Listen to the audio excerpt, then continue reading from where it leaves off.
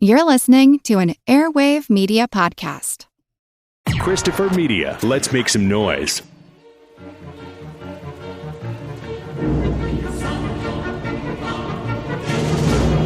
I've been down here too long. It's time for me to ascend. From the sewers of Gotham, a new villain emerges.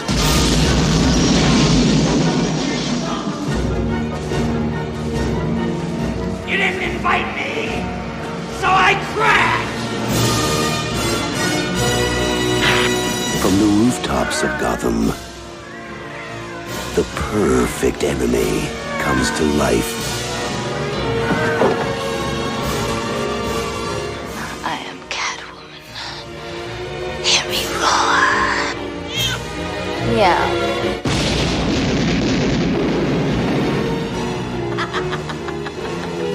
And the only one who can save this city is a creature of the night. Hey, stud. I thought we had something together. We do.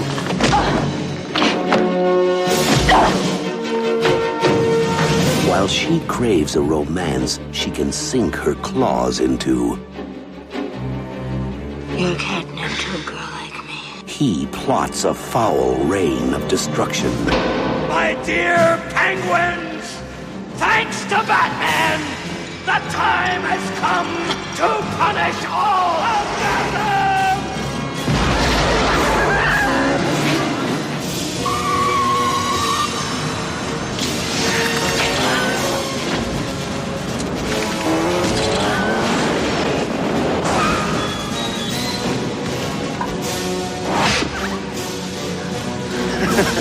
You missed.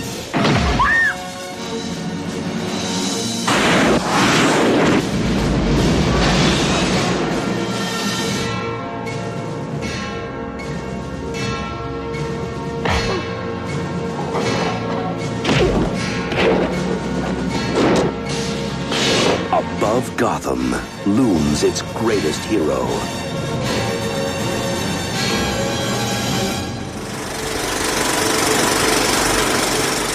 Welcome to the projection booth. Oh, Jesus. Oh, sorry about that, guys. Let me try that again. Welcome to the projection booth. I'm your host, Rob St. Mary. Joining me, of course, the Grey Goose himself, Mr. Mike White. Never rub another man's rhubarb. Well, that's good advice. And we're joined this week by Mark Gledhill, the host of Comic Book Consideration. Is there a 6-foot bat in Gotham City? And if so, is he on the police payroll? And if so, what's he pulling down after taxes? It's probably pulling down more than me. Anyway, this week we're talking about Batman Returns, the second attempt at Batman from director Tim Burton. The 1992 film broke with its 89 predecessor in several ways. The film stars Michael Keaton as the Dark Knight, along with a trio of villains, Michelle Pfeiffer as Catwoman, Danny DeVito as the Penguin, and Christopher Walken as Max Schreck. So, Mark, as our guest, when was the first time you saw Batman Returns, and what did you think? Thinking back, as a little too young to see it in theaters, I was born in 88, but I seem to fondly remember that up here in Canada, we have a television program called, or channel called YTV, which is geared towards kids and early teens. And during the 90s, I seem to remember them airing it one time. I don't really remember a whole lot except for its darkness and moody, but, you know, I can say today that it's a pretty good movie, but it has its flaws. I saw this one in the theater. I had also seen Batman in the theater opening day. Like, I think I might have even skipped school to see it. Don't tell anybody. I found myself liking this a lot more than I liked the first movie. Excellent. I remember the craze around 1989 where Batman was everywhere. I think it was probably the first mass-marketed film I can think of in that way. Batman Returns, I did see in the theater. I was 14 at the time. And, it had been a while since I seen it. And I know I had seen it on video before now. But rewatching it this time, there is a lot going on in this thing that I'm very excited to talk about. And also I'm very excited that we're doing this show right now during the 75th birthday of the detective himself, in case you didn't know. Very appropriate. Also very appropriate that we're doing this right around, the holidays, winter time. There's a lot of snow on the ground and everything, which really it always sketches me out when they release movies that are set in wintertime and they release them during the dead heat of summer. It's like, why are you doing this? Batman Returns is such a Christmas movie, and they released it, like in June or something. It's like, hello? June or July, yeah. Yeah, I know for sure the first one was June 23rd, 1989. The second one didn't necessarily have that big date-driven release like the first one did. But yeah, it was just, it always freaks me out when they release these movies in the heat of the summer when it's, you should be feeling cold while you're watching this film. Well, I mean, I guess the whole idea is it's in the middle of summer and you probably want to cool off. So, and plus it's early enough that we can start selling you those toys. We can give you the images of things that the kids will put on that Christmas list in just a few months down the road. I want a penguin action figure that eats raw fish. It spits out gooey black stuff. This is great. I love it. The signal goes out. Crime is on the rise. Batman returns. Exploding with power, the Bat ski boat thunders ahead, bolting onto land for a missile attack. Gotta fly, my dear penguin commandos. The time has come to punish Batman. Batman? Deep dive Batman surfaces. Fire! Tearing into battle, Batman blasts his torpedo. Penguins all wet. Gotham City's greatest hero, Batman returns. I think so that we can kind of get our heads around this because we're doing the sequel to a film, and of course there's been many Batman films, including Christopher Nolan's Dark Knight trilogy over the past decade. Let's kind of talk about the development of the character and then also that first Tim Burton movie and kind of talk about how this all came together. Yeah, Batman really kind of has this history of, vigilante. He's the great detective. So he's kind of got all of these different facets to his personality. And then you also have the different ways that he's been cast in these different films or on television. I know that when the first movie was coming out, there was this big fear that it was going to be like the 60s television show, which I kind of grew up on. Like, I remember having some very strange stirrings about Julie Newmar's Catwoman, like strange stirrings in my pants kind of thing. So, and like there was this Gordian knot kind of, anyway, the long story. But yeah, he has been around, as you say, for 75 years, and he's taken on a lot of different roles. And when it came to movies, he's been in movies before. He was in some serials, some shorts, all this kind of stuff. He had his TV show for a while. But when it came to Batman the movie, kind of doing what they did for Superman the movie, because when we talk about DC Comics, they have their two biggies, and that's Batman and Superman. And they announced Batman the movie way back, like right after, I think it was right after the second Superman came out. And from there, it went through a whole lot of stuff, and it just kind of stalled before it even began. But there was some work on some scripts. There was some, production meetings, all this kind of stuff. And unfortunately, it got into the hands of these two guys, John Peters and, oh God, I'm forgetting the other guy's name, Gruber. Like literally Guber. Gruber. Was it Gruber? Hans Gruber? Hans Gruber, yeah, that's right. Okay. He was all upset because he was trying to make the film and it took so long that he decided to take that giant high-rise hostage during the holidays as well. Actually, at one point, we played with the idea of Bill Murray and Eddie Murphy being Batman and Robin. But just to back up for a second, what you were talking about, like some people were worried about it being campy like the 1960s TV show, is that what you, I think, need to understand, and I know Mark will back me up on this, is that as a reader of Batman comes out of film noir tradition and the detective story in the 30s. But when you get to the comics code and all of the, panic over comic books in the 50s and how they were leading to juvenile delinquency and all this stuff, that's where Robin comes in. That's where it gets more cartoony. That's where the Joker goes from being a murderer to being just this guy who does wacky stuff and doesn't kill people to that 1960s TV show, which really sort of cemented that sort of wackiness.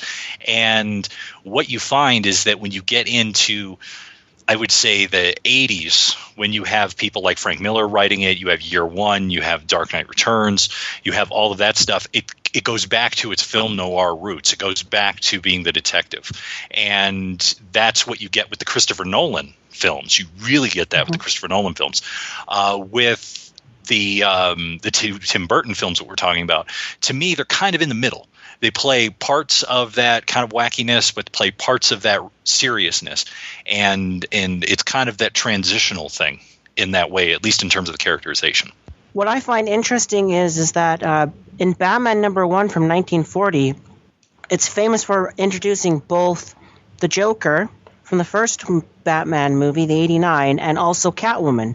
So that's particularly, I find, quite interesting, as those are two of his biggest villains that he faces, or anti-hero at times in the case of Catwoman. And in the 1950s, that comic book code actually made DC Comics so fearful of Catwoman because of how they had portrayed her in the comics that they actually took her out of circulation until the advent of the TV show. From what I understand, 86-ish, I want to say, is when The Dark Knight Returns came out, Frank Miller's Dark Knight Returns, which was not necessarily a comic book. I think DC kind of got away with the darker, violent tone of that by putting it out as like a series of graphic novels. It was the first big one actually that Frank Miller did was Year One in '86. It was their big DC's big push after Crisis on Infinite Earth, where they did a mini reboot and they got rid of all the continuity from the 1940s to 86 and all put it into one universe. And their answer to explain the origins of Batman came with Miller's Batman Year One, and then Miller later came back in, I think, 88 or 89 to do Batman, the Dark Knight Returns, which looked at Batman as an older vigilante. And those were what they were is several issue arcs within the run of the series. So it was Batman, but it was like 3 or 4 issues or 5 issues, and then they were collected into a graphic novel. So they actually were part of the Batman series of comics, but they were a special story that was put within that run of the comics. Okay, for some reason in my head, I've always had it that Dark Knight Returns was before Year One, which makes no sense whatsoever, but I know that's in my twisted brain what was there. Yeah, I mean, just quick encapsulation is Year One is Year One, meaning what it was for him to become Batman. So it's, his parents are killed, and then the training, and then he becomes Batman, and then Dark Knight Returns is sort of 10 years, I think he's 10 years out. He's retired as being Batman, and he's now in his 50s or something, and he has to come back. And sort of how he deals with being an older version of himself. Because obviously Batman, as we all know, doesn't have superpowers. Everything he has is based on his training and his intelligence. So he's not like Superman, where he actually has superhuman powers or superhuman strength. Batman is just a mortal like everyone else, and it's the gadgets and the training that gets him where he's going. I don't think people can say enough about Dark Knight Returns and just the way that it really kicked everybody's ass when they saw it. I mean, Watchmen was, as a friend of mine called it, the Citizen Kane of comics. Like, it completely rewrote what you could do with comic books. And for me, it was Dark Knight Returns was right there as far as being this groundbreaking book and just kind of taking, that mantle and saying, okay, we want to do something different with comics. Here you go. Here's this story of Bruce Wayne all these years later, this shell of a man, all of his criminal nemesis coming back. I mean, or at least we see a little bit of Selina Kyle. Joker is there. The way that they deal with the Joker was fantastic. Two-Face, all of these great villains coming back, and again, it's not this shticky, cartoonish kind of stuff, and just the way that you are inside of Batman's head. I mean, to look at some of these panels of the Dark Knight Returns and you just see 40, 50 different little bubbles going on, because the way that he's telling the story with all the different television clips that are happening, the different channels, and getting different pieces of the story as it goes along, just fantastic kind of stuff. So that it really kind of, for me, set the tone of what was going to be able to be done with this Batman movie. And I think that Frank Miller's stuff and then Alan Moore's stuff, that is really kind of what helped get Batman the movie out of this development hell and onto the screen. And it's good that you mentioned Watchmen there, because the other person that plays a key part in the first Batman film, at least in terms of a story idea, is Alan Moore and his one-off that he did, Killing Joke. And the Killing Joke is sort of this unreliable narrator concept of this could be the Joker's origin. And there's always been a lot of debate among people about the ending of the book, and I don't want to ruin it for anyone in terms of if you read it. It's only a single issue, so if you haven't read it, it's a brilliant piece. But that really sort of helped set up, and you can see visual pulls, you can see sort of story elements and things like that would end up in the 1989 film. I would also mention you were actually a little bit right there, Mike. The Dark Knight Returns came out in 86, and then Batman Year One came out in 87, but they came out in less than a year apart. Really, I think that doesn't matter in the grand scheme of things, because these are both classic. And for the Killing Joke, if you actually read the 10th anniversary trade, it actually has an intro by Tim Burton saying, I use this as some of the ideas for my movie, including a mob connection and, the Joker being transformed by Batman and things like that, which really, are an interesting way of doing it. And then also, I mean, the one thing that the comic book fans will quibble with when it comes to the Tim Burton film, at least in terms of who is who, is that the script for Batman 1989 takes basically two characters and melds them together. Now, everyone who is a Batman fan knows it's Joe Chill who killed the Waynes. It was not the Joker. And in the Batman Tim Burton film, the two are put together. I understand why it's done for the film. I understand how it works really well, and it adds this extra level of, the revenge story and all of that stuff. But for Batman purists, it doesn't work that way.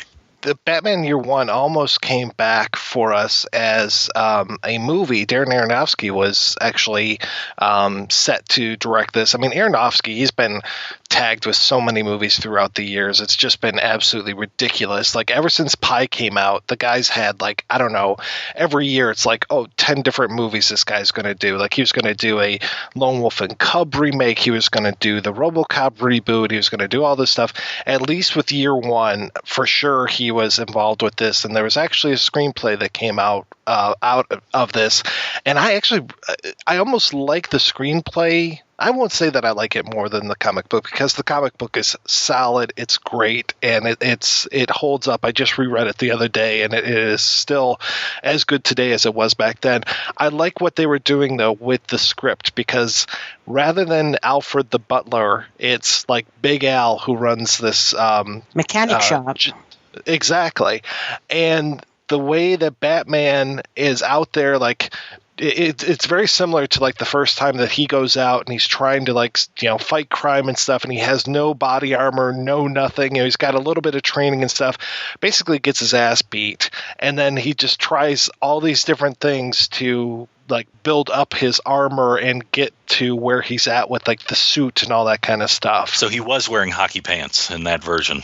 Exactly. The other one that I also heard, which I think would have been phenomenal if they would have done it, was that The Dark Knight Returns, there was some talk that Clint Eastwood was going to play Bruce Wayne and do that version of the older Batman, which 25 years ago would have been great. He obviously can't do it now. He's in his 80s. I mean, it just would have been it would have been a great thing to see Clint Eastwood come back and play an action star in that era in the late 80s, early 90s as an older one and deal with all of that stuff, as you were saying, in Dark Knight Returns. You could almost see Bruce Willis doing something like that, but I think Bruce Willis has that little too much smarmy. Clint Eastwood has that stoic thing that, so maybe even a Tommy Lee Jones or something, but I know he's too old for it too. But yeah, somebody who has that deadpan kind of thing that they can do.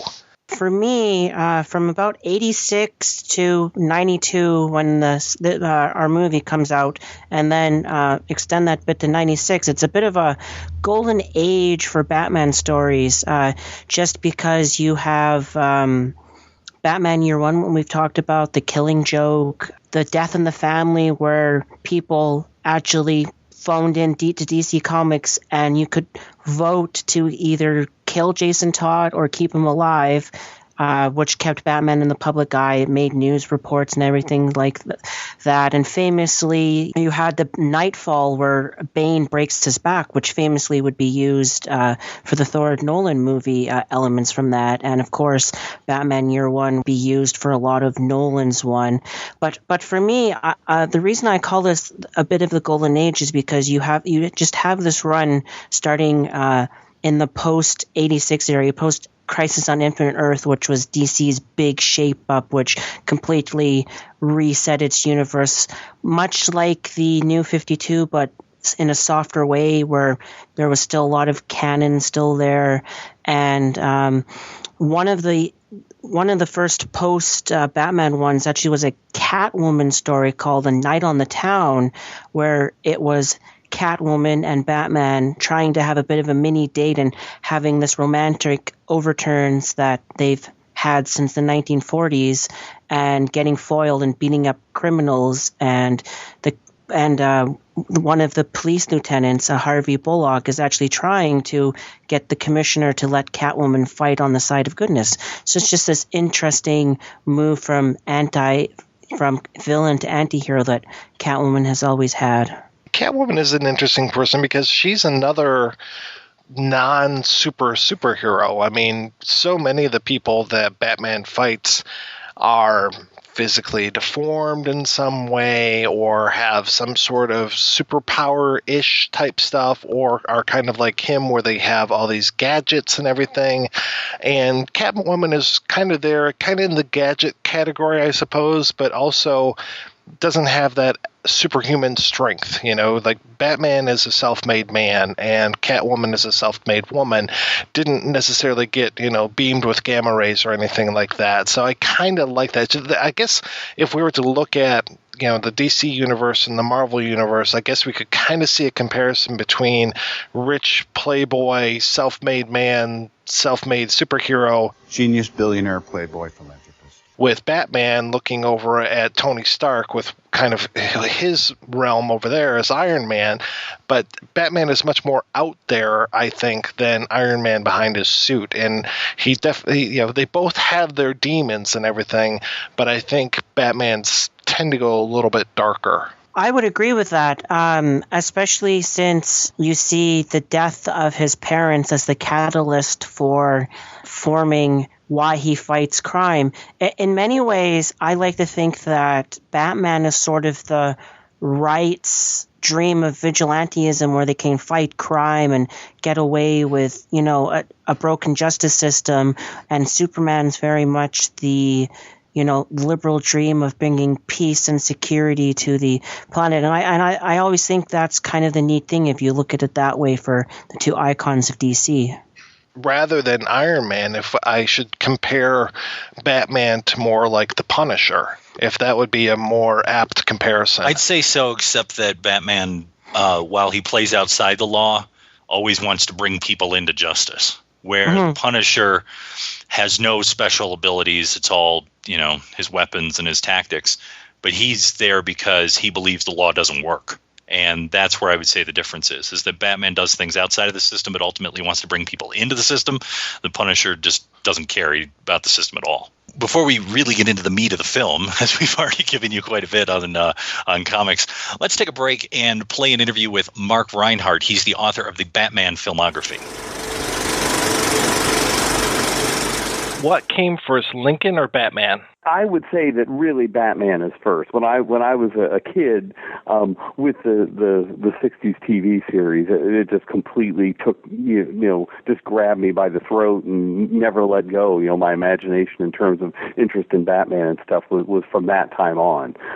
And really, as I was interested in as a kid, then I stayed with it. And, in the 70s, all the classic stories with, the Adams O'Neill stories and stuff like that had, kind of turned me around to the serious Batman and stuff. So I was still very much a fan pre-'89 years and stuff. And then I was always interested in linking the Civil War. My grandfather, was a big Civil War buff and Lincoln File and looking at his books and stuff when I was a kid.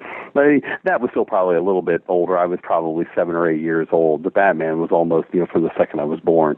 The TV show was kind of your gateway drug to Batman? Yes, very much so. That's what got me at the very outset. And I still argue that in terms of that TV show for kids, they obviously take it as great high drama and adventure and stuff like that. And to me, thinking about the '66 film, that opening scene is they're racing out in the Batmobile and getting in the Batcopter.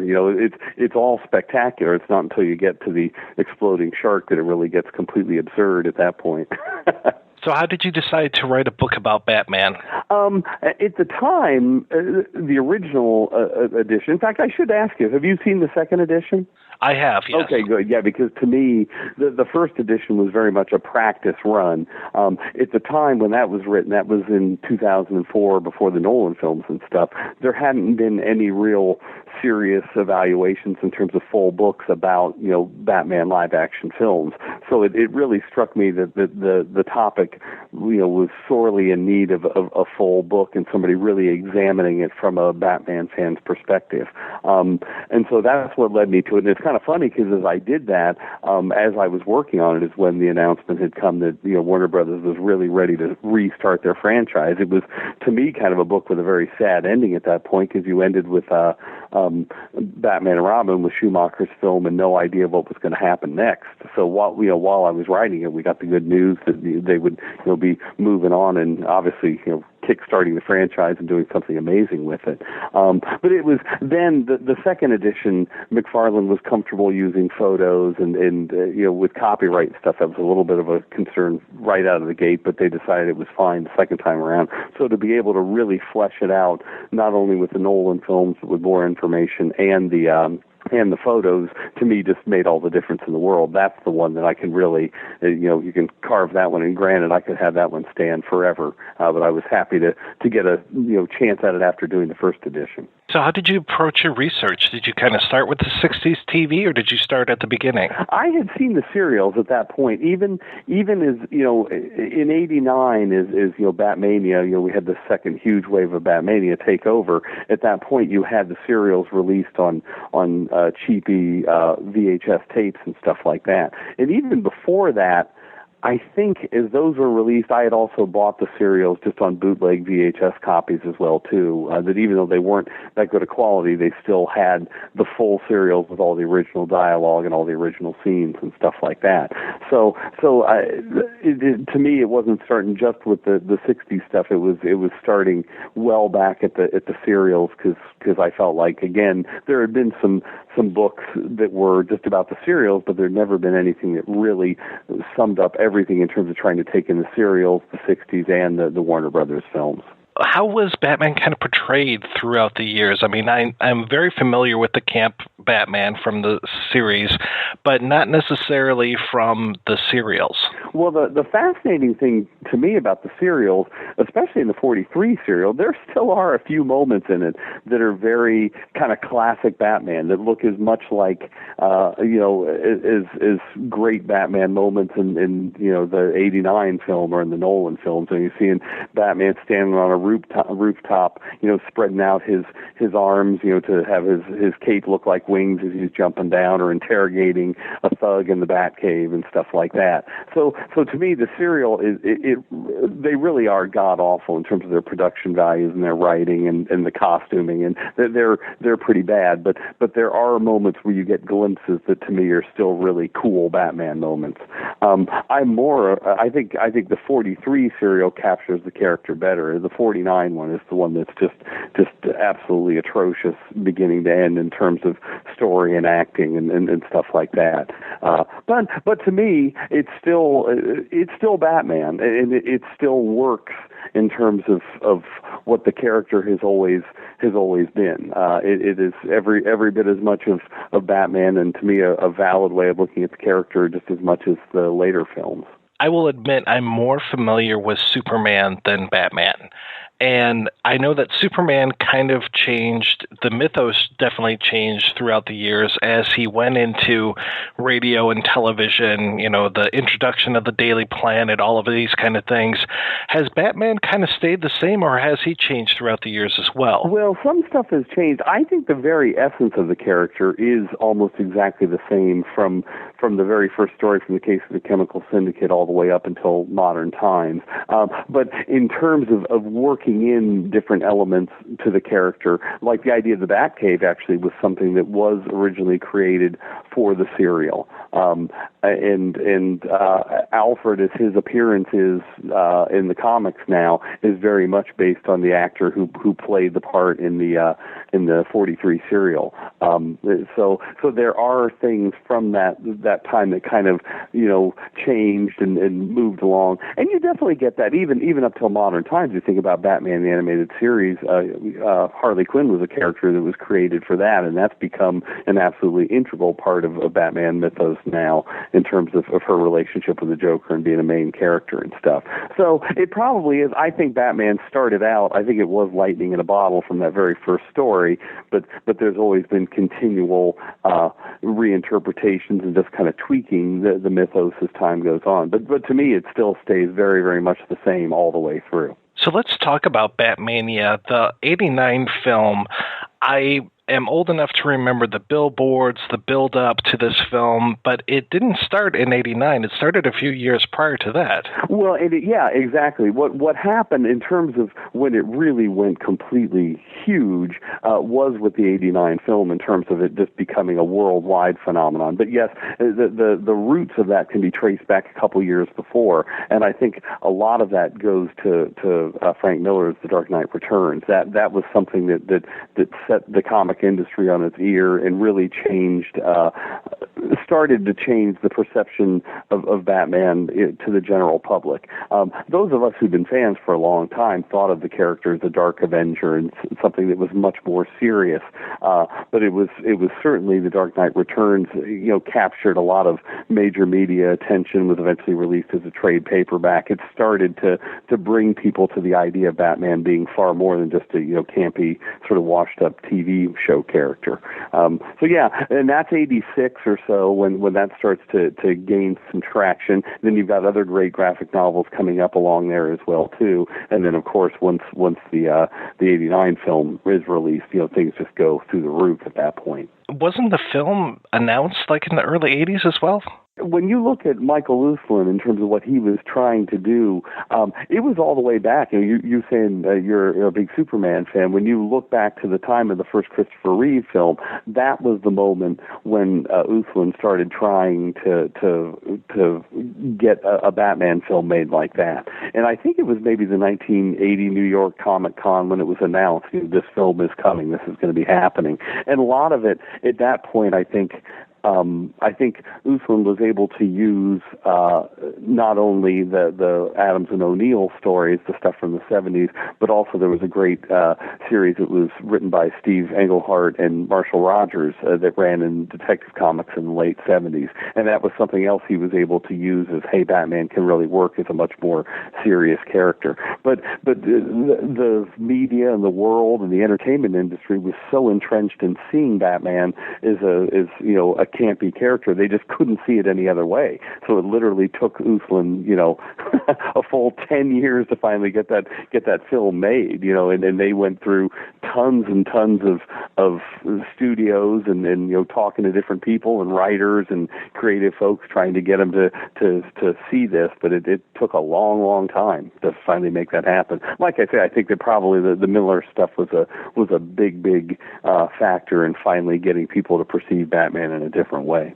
Going back to Superman again, I have traced the whole history of that fifth Superman film and just all of the different iterations that it went through and all the different directors who were attached to it, was it similar for the first Batman film? Were there people before Burton? Oh, yes.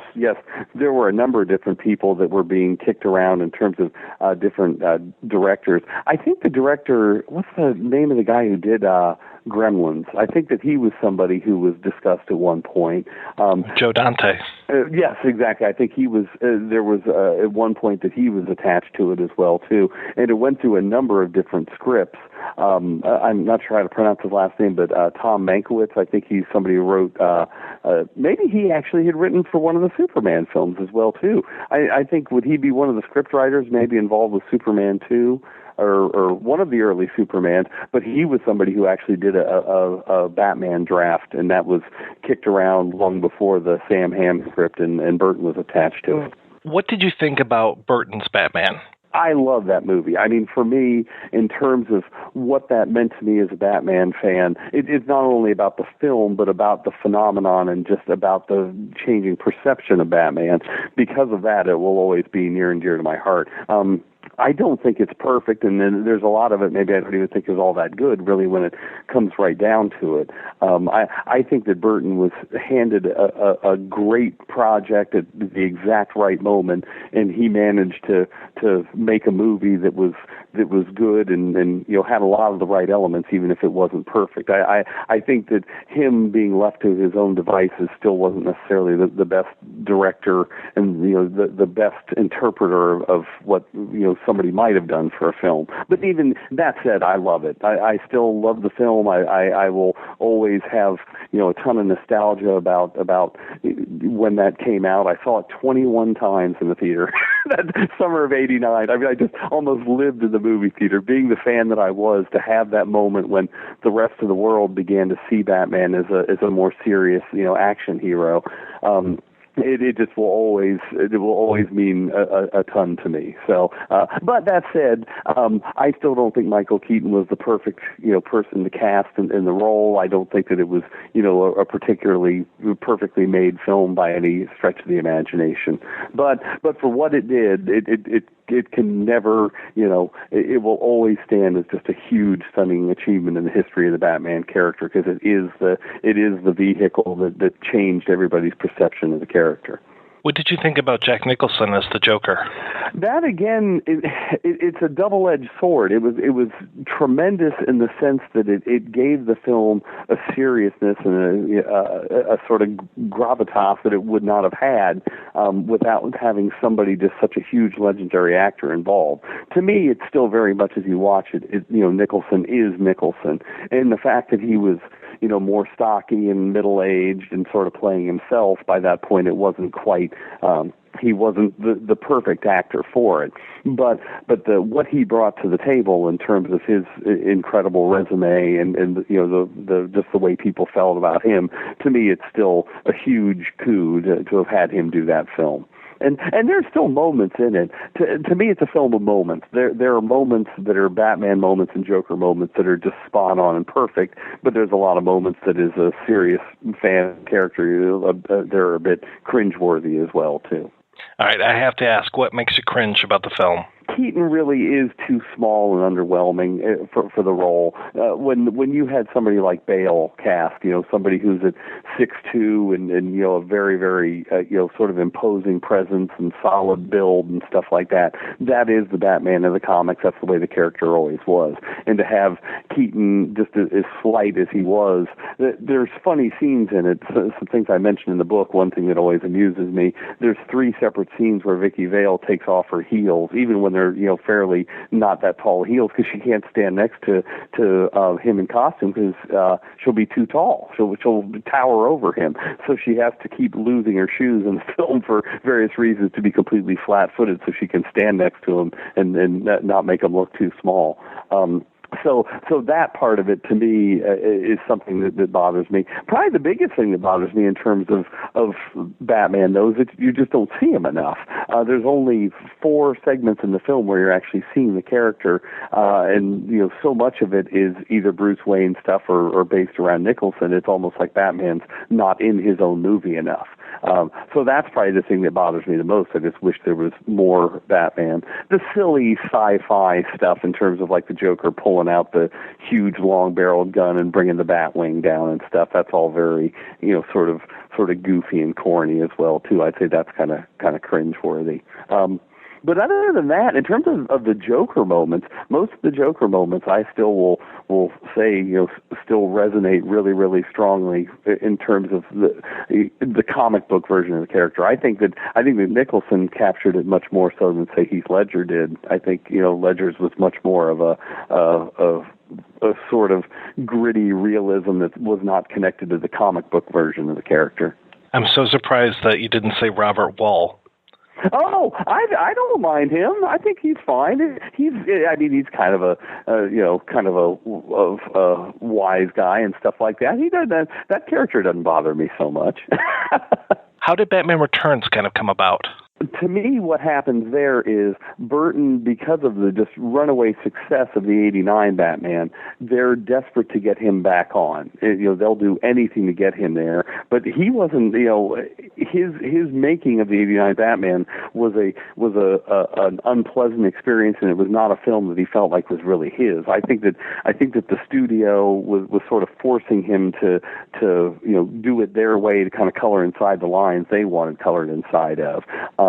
And what they did was, he was like, well, if I'm going to make a film, I want to make it my way. They were willing to give him much, much more artistic freedom in terms of making Returns. They gave him that movie and said, okay, do it your way.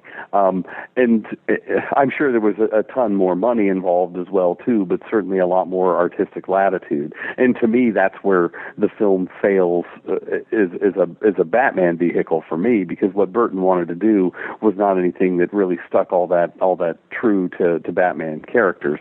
I feel like he wanted to make a film that was about sort of how would you even phrase it? Just sort of an urban despair. That film was so much about everybody being packed together in a city, but all of them being completely lonely and stuff like that. I think that was far more the tale that he wanted to tell than any sort of Batman tale. And to me, all the characters are changed up, and almost everything has changed from the '89 film. He didn't want to retain anything from that film. And to me, the excitement of everything that was in the '89 film was the great sets built by Anton Furst, the outdoor Gotham sets and the Batcave set and all the different characters that were in it. And Burton basically threw all that out of the window and started over again. Gotham doesn't look like Gotham in the '92 film like it did in the '89 film. And think of all the different characters that are gone. Harvey Dent and Alexander Knox and Vicky Vale, and obviously Jack Nicholson, the Joker. You don't have any reference to him. The mayor, the guy who's sort of the Ed Koch lookalike. I can't remember what the mayor's name. Mayor Borg, I think it is. All of those characters are just gone. Everything that was in the original film is started basically completely over in Batman Returns. You are not a fan of Batman Returns, are you? Well, it's funny. As the years have gone on, no, I'm not a fan, but, I still own plenty of merchandise and own the Blu-ray and stuff. It doesn't ring as true as a Batman film to me as the '89 film does, and a lot of the other Warner Brothers films. To me, it is, like I say, it's a Burton film. It's not a Batman film. You got Michael Keaton in the costume up there on the screen, but it doesn't really come across as Batman to me. And certainly the idea that in terms of all the scenes when he's willing to kill the people he's fighting and stuff like that, that to me, he is just a very despairing and violent character that does not strike me as the Batman that I know. And I should say, Batman being a fictional character, we can all picture him however we want. I can say that it's not so much the way I see Batman, but that's just my own opinion. I don't think there's anything that's more or less valid in terms of the way you look at the character. I mean, people can see him any way they want. So it certainly is the Batman of a lot of other people, the way they see the character. But for me personally, the mythos and all these years of the comic stories and stuff like that, the Batman Returns Batman is not the way I choose to see the character. What is Batman's kind of code of honor or code of ethics? Well, and that's kind of interesting because within the first film, you get some scenes where he might well have killed some of the Joker's henchmen and so forth. And the Batman of of the first appearances in the comics in the late 30s and even into the early 40s, he was still not above killing the villains he was fighting. That moral code of no killing came afterward and kind of after Robin had came into the picture and stuff. But eventually that became a huge part of the character in terms of that moral high ground that he would not kill, that he would bring people to justice, but he was not a murderer.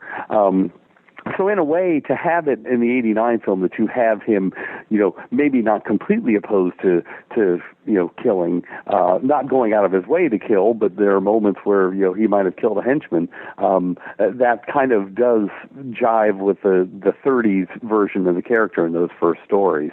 But then as you get into Batman Returns, in that film, he's very, very consciously killing people. And that goes against the time-honored tradition of the character as the decades went on, that he became somebody who would not carry a gun and would not kill anyone. What do you see as being the closest thing to the Batman that you have in your head as far as what portrayal is the one that resonates the most for you? In terms of the films, it's definitely Nolan's Batman Begins. I thought he really hit it out of the park with Batman Begins. There's so much about that film that I love, and it draws on so many different, not just comics, but also on elements of Batman the Animated Series, and just tons and tons of great Batman material that he chose to pull from in that. So to me, that film is still the one that probably comes the closest to the character for me. Now, that's in terms of the live-action films. If I were going to say anything, I think I would have to say a lot of episodes of Batman the Animated Series. That series was written by so many Batman writers and creators. It has such an incredible grouping of creative minds, and that to me is probably the best on-screen portrayal of Batman that captures the comic version of Batman. Just kind of glancing at the IMDb, it looks like Batman has been portrayed hundreds of times in TV and movies. How far did you go when it came to what you consider Batman canon? I mean, did you look at the Filipino films? No, anything. I really only looked at official films and things that were actually licensed by, obviously, Warner Brothers and DC are all together now. But in the original times, obviously, the serials were they were officially licensed. In the 60s movie and TV show, they were officially licensed. I stuck basically to that. And there are a few other kind of different things out there. And in terms of if you're looking at IMDb, I mean, maybe a lot of those things are fan films now or something. I don't know if there would be a lot of that. I did mention fan films within the book. There are a couple of them that were so good and reached so many people. I thought that was something that should be mentioned, that there is that genre out there and some stuff that people really, really love. But I didn't go into huge detail. I only discussed a few of the films that were the most famous and got to the most people and were the highest budget independent films and things. What do you think about the Batman animated films? They vary so much in terms of, you can go back to the Filmation episodes in the late '60s, which look a lot like the '60s TV show, and they're kind of silly and fun in the same way that the kind of campy fun that the '60s TV show was. And then from there, the '70s things still draw on that kind of perspective a lot in terms of like the Super Friends episodes and stuff like that. It's not until you really do get up till to the Batman animated series that it becomes a more serious take on the character and stuff. And since then, there's been a lot of them I've loved. I mean, some things are very literal translations of classic DC comics. I mean, obviously, Batman Year One was something that was almost beat for beat the same as the comic. And there's a ton of them I like. There's some I don't like as much as others, but generally I enjoy them because they give there are means to allow the character to be explored in different ways other than just the major motion picture feature films that only come up every couple of years. The idea that the animated films can show you different versions of Batman and you can get a lot more of them, to me that makes me happy. Oh, in fact, mentioning that, you've also got Miller's The Dark Knight Returns. It was done as that two-part animated film, and that was tremendous. Again, that just so perfectly captured the book. What do you think of Miller's sequel to The Dark Knight Returns? Oh, I really disliked it. Everything Miller has done since then, for me personally, has just gone so far off the mark. The Dark Knight Strikes Again, to me, was something that is perfect as his first series was. There was something about it that felt like it was kind of trying to top that or outdo it, and it just was so sort of crazy and over the top. It didn't work for me at all. I don't care for how much he dislikes the Dick Grayson Robin character. I mean, in The Dark Knight Strikes Again, Dick Grayson ends up being the main villain, and Batman decapitates him and stuff. It's just too much, for me. I tend to, I guess, be a little bit more in the center in terms of the way I see the character and the mythos and stuff like that. I still have a lot of fondness like for the Dick Grayson Robin character, so it doesn't make me happy to see him dragged through the mud so bad. And of course, then Miller after that did the All-Star Batman and Robin series, which was just crazy. That almost bordered on self-parody or something in terms of how violent and just brutal it was. And that to me that just sucks all the fun out of the character. Speaking of sucking all the fun out of the character, what did you think about the Schumacher Batman? I don't completely hate Batman Forever. I still think there's a lot to be said about Forever that can be positive. And I spend quite a bit of time in the book laying that out. I mean, when you think of Batman Forever, the things that you get the very first live action portrayal of Arkham Asylum, and it's pretty cool in terms of the Arkham scenes that they have in there. You get a sort of well thought out version of the Dick Grayson Robin character, and they adapted that very closely to the original 1940 story Robin the Boy Wonder. It starts to get very campy and over the top and kind of not very reality based and stuff like that. It certainly shows Schumacher starting to head toward his worst tendencies, which would just become would run riot in Batman and Robin. But I don't by any means hate Forever. There's still a lot about it that I can enjoy as a Batman fan and look at and say hey, this still rings true to elements of the character. And then it all falls completely off the rails once you get to Batman and Robin. And obviously, just like every Batman fan, I detest that film. That's just something that's unwatchable. When did Arkham Asylum kind of become a thing in the Batman world? It was all the way back into the 70s. Arkham was actually a big part of stories, much earlier than people realize. It didn't have anywhere near the backstory that would eventually be given, but Arkham was there, decades before it would become such a huge deal. And it's kind of funny because there's certain elements of Batman that are like that. People when they hear the phrase "The Dark Knight," everybody kind of takes that to Miller's book, The Dark Knight Returns. But actually, the phrase "The Dark Knight" was first used to describe Batman and Batman #1 in 1940, written by Bill Finger. And every now and again, that phrase would still come up, in terms of referring to Batman not only as the Caped Crusader but as the Dark Knight. To me, I think of Arkham very similar to that. That these ideas that people think are much more modern actually have very, very deep roots in the character's mythos. How was the book received when it came out, the second edition or the first edition? I think okay. It's so funny. I never know in terms of you look for reviews and stuff like that. In terms of how much it will eventually capture Batman fans' attention, I don't know. I think it has legs. My thinking on it is that even if it didn't become something that was widely read right out of the gate, my guess is that it can have it can be something that people can find in years to come. I will say my belief is that at this point, there wasn't anything written that captured the 75-year history. We obviously just celebrated Batman's 75th. DC didn't really do anything that tried to sum up the character, not only in comics, but also in film and in television and video games and in toys and just all the different ways the character has been represented over the years. I will somewhat immodestly say that I think the book does a very, very good job of summing up 75 years of Batman, and maybe better than anything else that's out there on the market at this point.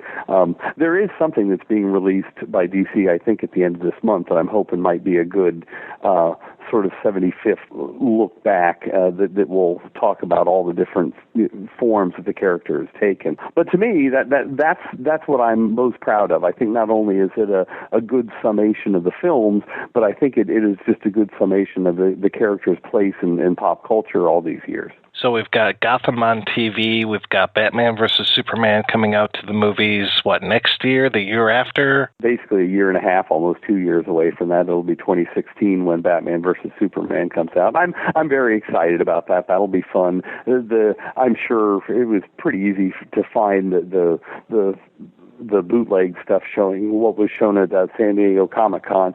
I'm sure you probably got to look at it as well, too, to see that it's very, very much drawn from the Dark Knight Returns, the climactic fight between Batman and Superman. The scenes that they showed looked almost exactly like Miller's book. So is there going to be a third edition of your book? I don't know. It's kind of interesting when you think about it. The way it wraps up here, we're at a point where who knows when there will be another just a Batman film. The book to me kind of was a perfect wrap up in the sense that it captured all of the films that were strictly Batman vehicles. But obviously everything that we're looking at from here on out, it seems like we'll get a Batman versus Superman and probably a Justice League film. It may be 2020 before we ever see another film that's just a Batman movie. So I would suppose it would be years off before I would ever consider adding to it. I feel like it can stand alone.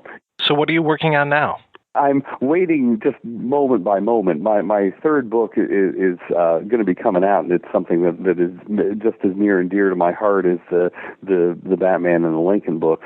I'm a musician. I've been a guitarist most all my life, and my great idol is the great country guitarist Chet Atkins.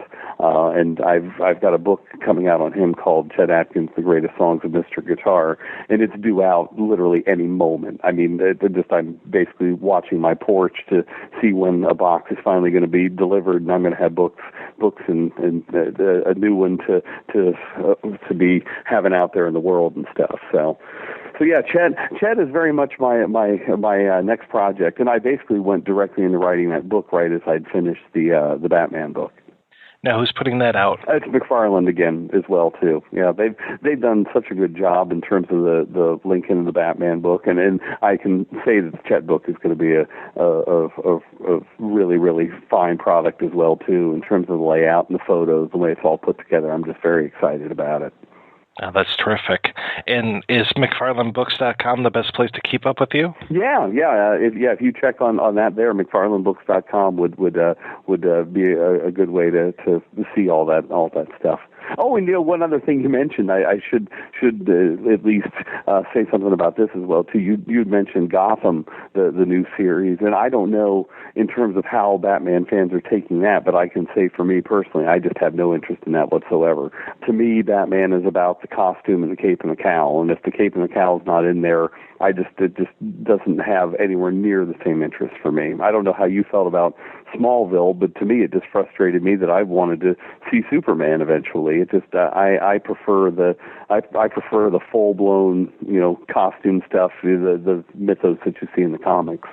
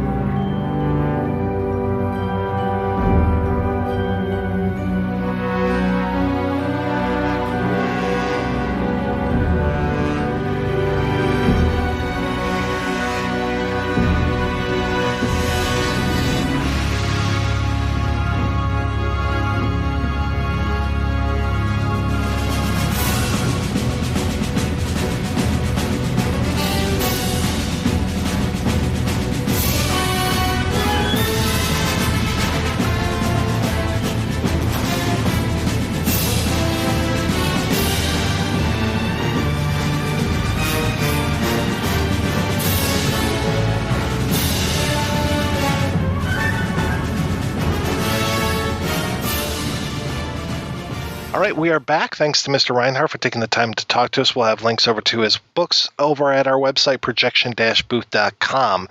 So, yeah, I mentioned a little bit of the 8/23/89 campaign, and that was everywhere. I can't remember if it was on this show or not, but I talked about how I used to drive down 4th Street and there would be the billboard of the Batman symbol. And for the longest time, my mom couldn't figure out what that was. She thought it was Goofy's mouth. The way that the bat was carved and everything, she saw the inverse of it and saw teeth and a mouth. So I can never look at the Batman symbol without thinking about Goofy's mouth. So is it a duck? Is it a rabbit? Is it a duck? Is it a rabbit? Like what angle are you looking at this image, I guess? It was kind of weird to me because I was really into I wasn't into the Prince soundtrack, but I was very into the Bat Dance single that had been released, and there was this pretty awesome video that was out there for it, and there were all these sound clips, and people who listen to the Projection Booth probably know that I really enjoy sound clips, and so this thing was just peppered with all these clips from the film. And there was one part of the movie where it's like 4 or 5 clips right in a row that were all used in this song. And so I just can't watch that part of the movie without laughing out loud, because I just think of like, ooh, yeah, I'm going to bust that body, like coming right afterwards. I tried to avoid all this, but I can't. This is how it is. It's not a perfect world. It doesn't have to be a perfect world. I just gotta know, are we gonna try to love each other? I'd like to. But he's out there right now. And I've gotta go to work. The whole time while I'm watching Batman the first time, and every time since then, I just hear the samples popping out at me. Stop the press. Who is that? Vicky Vale. Vicky Vale. I like Batman.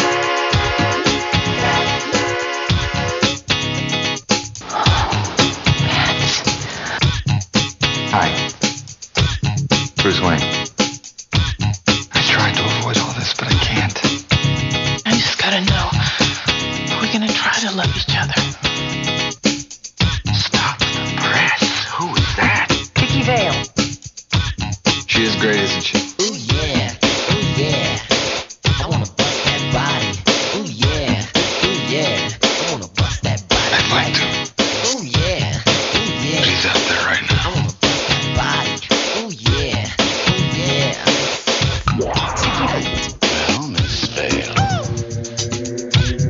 ever danced with the devil in the pale moonlight?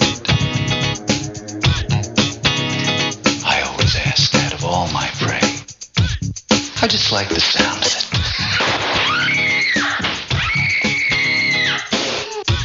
I've got to go to work. I've got to go to work.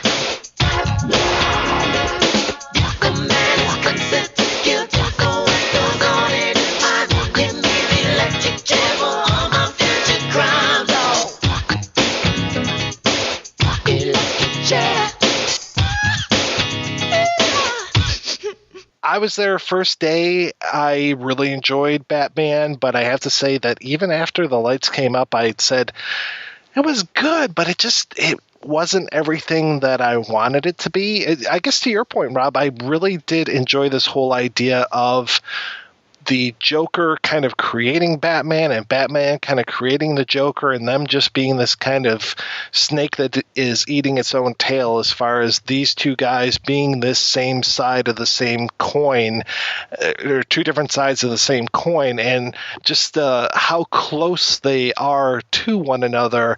And it's just such a thin line that separates these two people that are kind of, one's very outside the law, the other one's kind of playing outside the law, and then just the psychosis and everything, and the envy of one character to the other.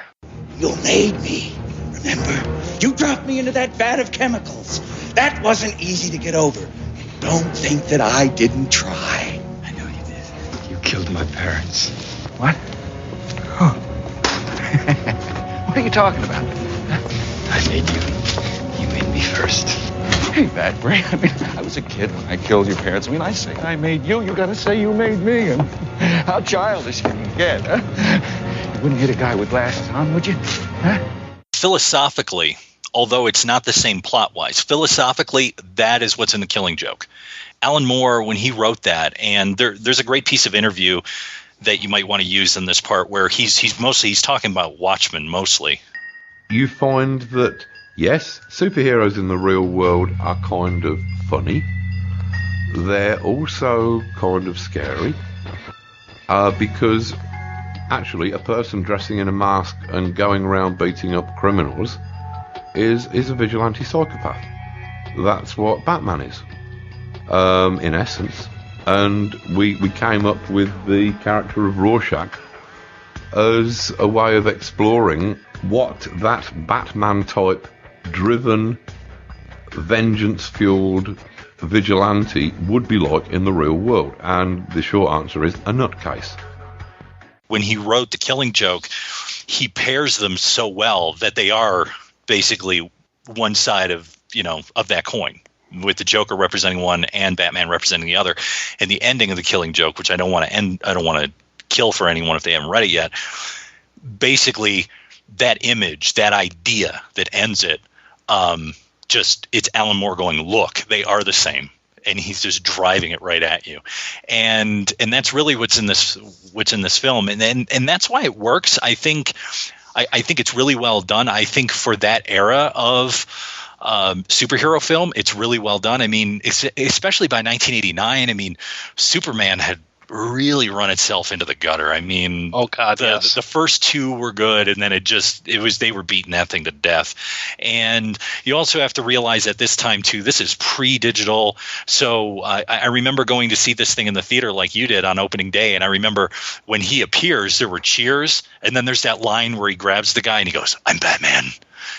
Just cheers. The whole theater just erupted. It was just crazy. But I remember seeing like some of the stuff in there, and especially the shields on the car. And I remember reading that the shields on the Batmobile had to be hand drawn in. It actually had to be physically done. They couldn't, now they just do it in CGI. You could probably do it on your laptop.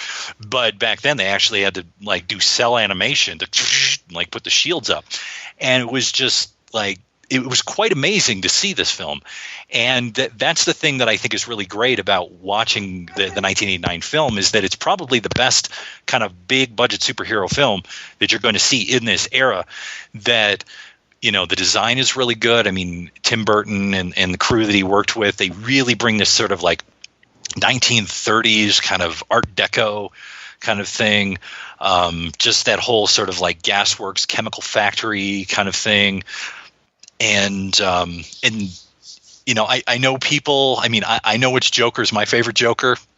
Everyone's got their favorite. You know, I think Jack Nicholson does a great job in here, and in a lot of ways, I think is kind of making fun of himself because he has this persona and he's kind of playing with it in a particular way through the guise of being the Joker. To me, Batman is the iconic person who is so insane that he's sane, and the Joker's so insane that he's insane, and that's why they complement each other so well, because the Batman is just so sane that, you know, he can't be broken and nothing will take him down. And the Joker, that's what makes the Joker so fun, is because he's always trying to break people down, and it doesn't happen with that nemesis. So I think that's why he's always has to get more and more and more and more extreme.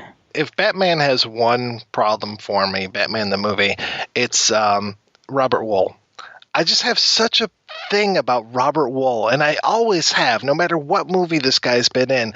I've just never liked the guy, and he's so fucking obnoxious in Batman that it just drives me crazy. I can't stand him in this movie. I'm like, oh, why did they cast you? An actual good actor would be able to do something good, and he just like, he's like all smarmy and like rude and plays the character kind of a bit condescending, and it's just, I can't take you seriously as a character. You just take me out of the picture. And there's so many other great, strong performances in here. I mean, I love Tracy Walter, having William Hootkins as Eckhart and everything. I mean, there's so many great, like, little pieces, little parts that are being done so well. And for me, it kind of falls down. It definitely falls down with Robert Wuhl.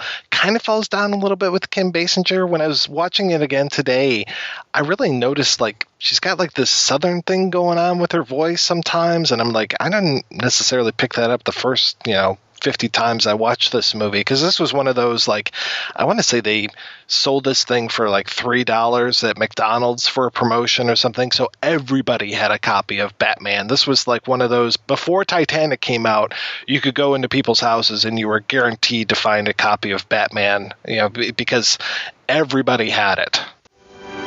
Wrap up the holidays with the perfect gift. Give them what they want. The movie of the decade. Who's this guy?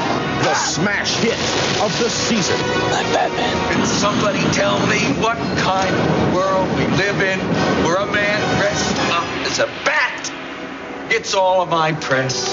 Batman on video cassette. The gift you want to give. The gift they want to get. Specially priced at stores everywhere. I have a beat-up old DVD that I got when my local Blockbuster up here in Canada closed. I went into the store and I got it for a ridiculously cheap price, and all it is the movie and the trailer, and that's all. This thing was completely mass-marketed. Like, in my memory, I can't think of another film from my youth that was mass marketed as much as the first Batman film. To me, it was the first blockbuster that I remember. And I know that there were films before that. Like, I know that, like, Star Wars was kind of like that. I know there was a lot of merchandising and tie-in in that in the early 80s. But I was, when Jedi came out, I was 5. So I don't really remember that.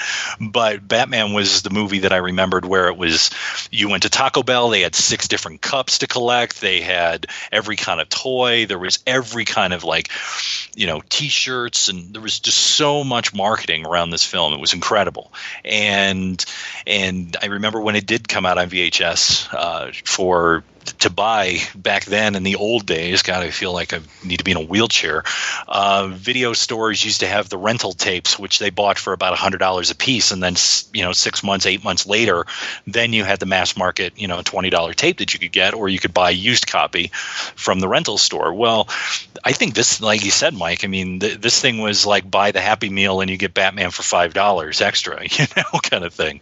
What you're talking about with the promotions for these other films, I mean, we'll be talking about Star Wars in May of 2015, but when that movie opened, it only opened in just a small number of theaters. It wasn't a pre-existing property. People didn't know. It wasn't like a Flash Gordon adaptation. It wasn't something that already had this cachet behind it. So when it came to Return of the Jedi, Empire Strikes Back, yeah, they were mass marketing the hell out of that kind of stuff. But when it came to other movies, there wasn't necessarily, it was like the sequels you could do that too, because you knew that you were going to be able to cash in.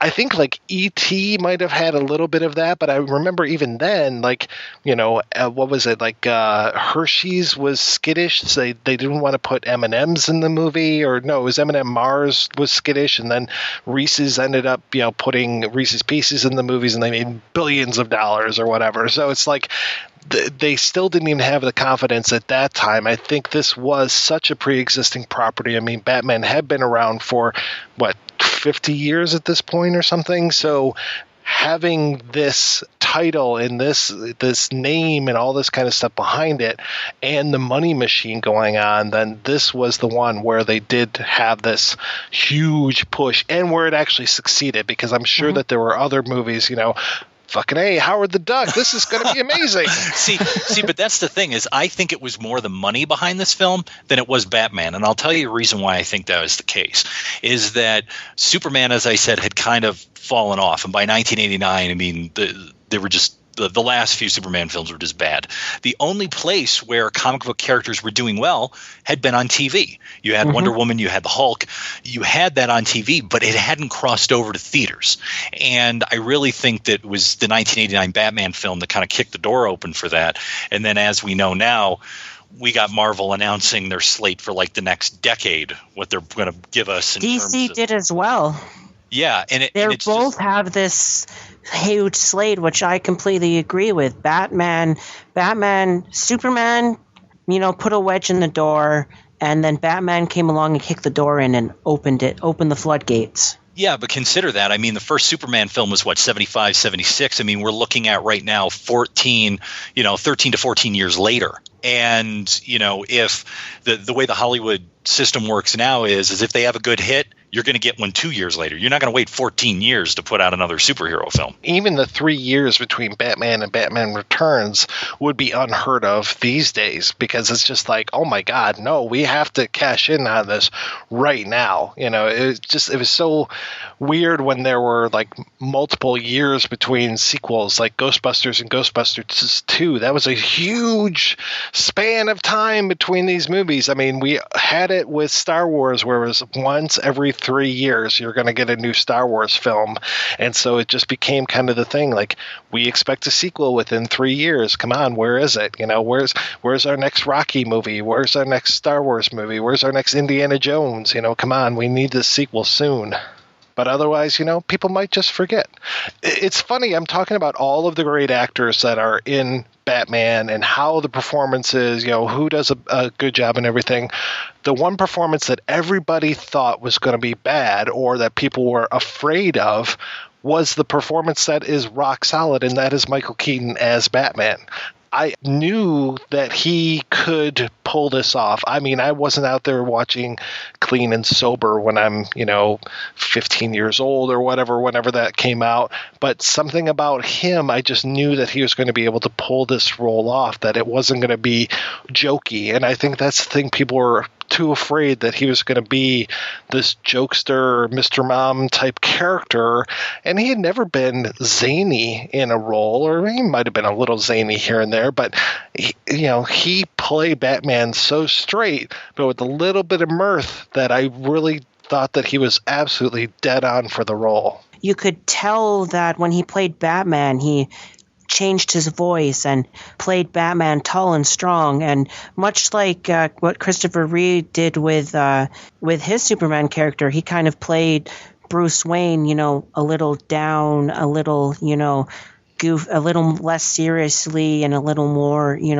loose, and a little more that projection of that millionaire playboy image. And I think that contrast of how he did the dual personalities really worked. I always find the most interesting part of Batman the movie for me is the one scene where there's the confrontation between Joker and Bruce Wayne rather than Joker and Batman.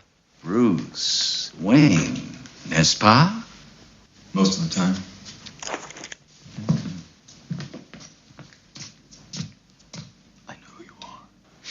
Let me tell you about this guy I know, Jack. Mean kid, bad seed, hurt people. I like him already.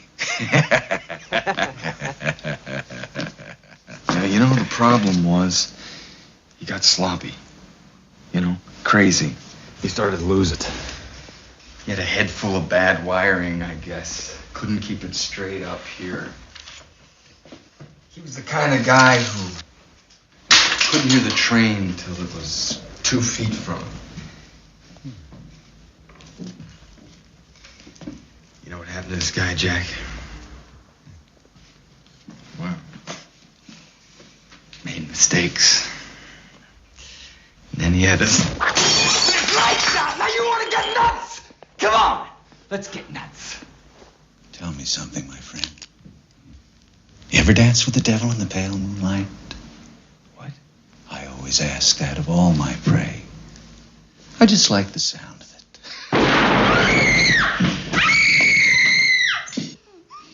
Never rub another man's rhubarb.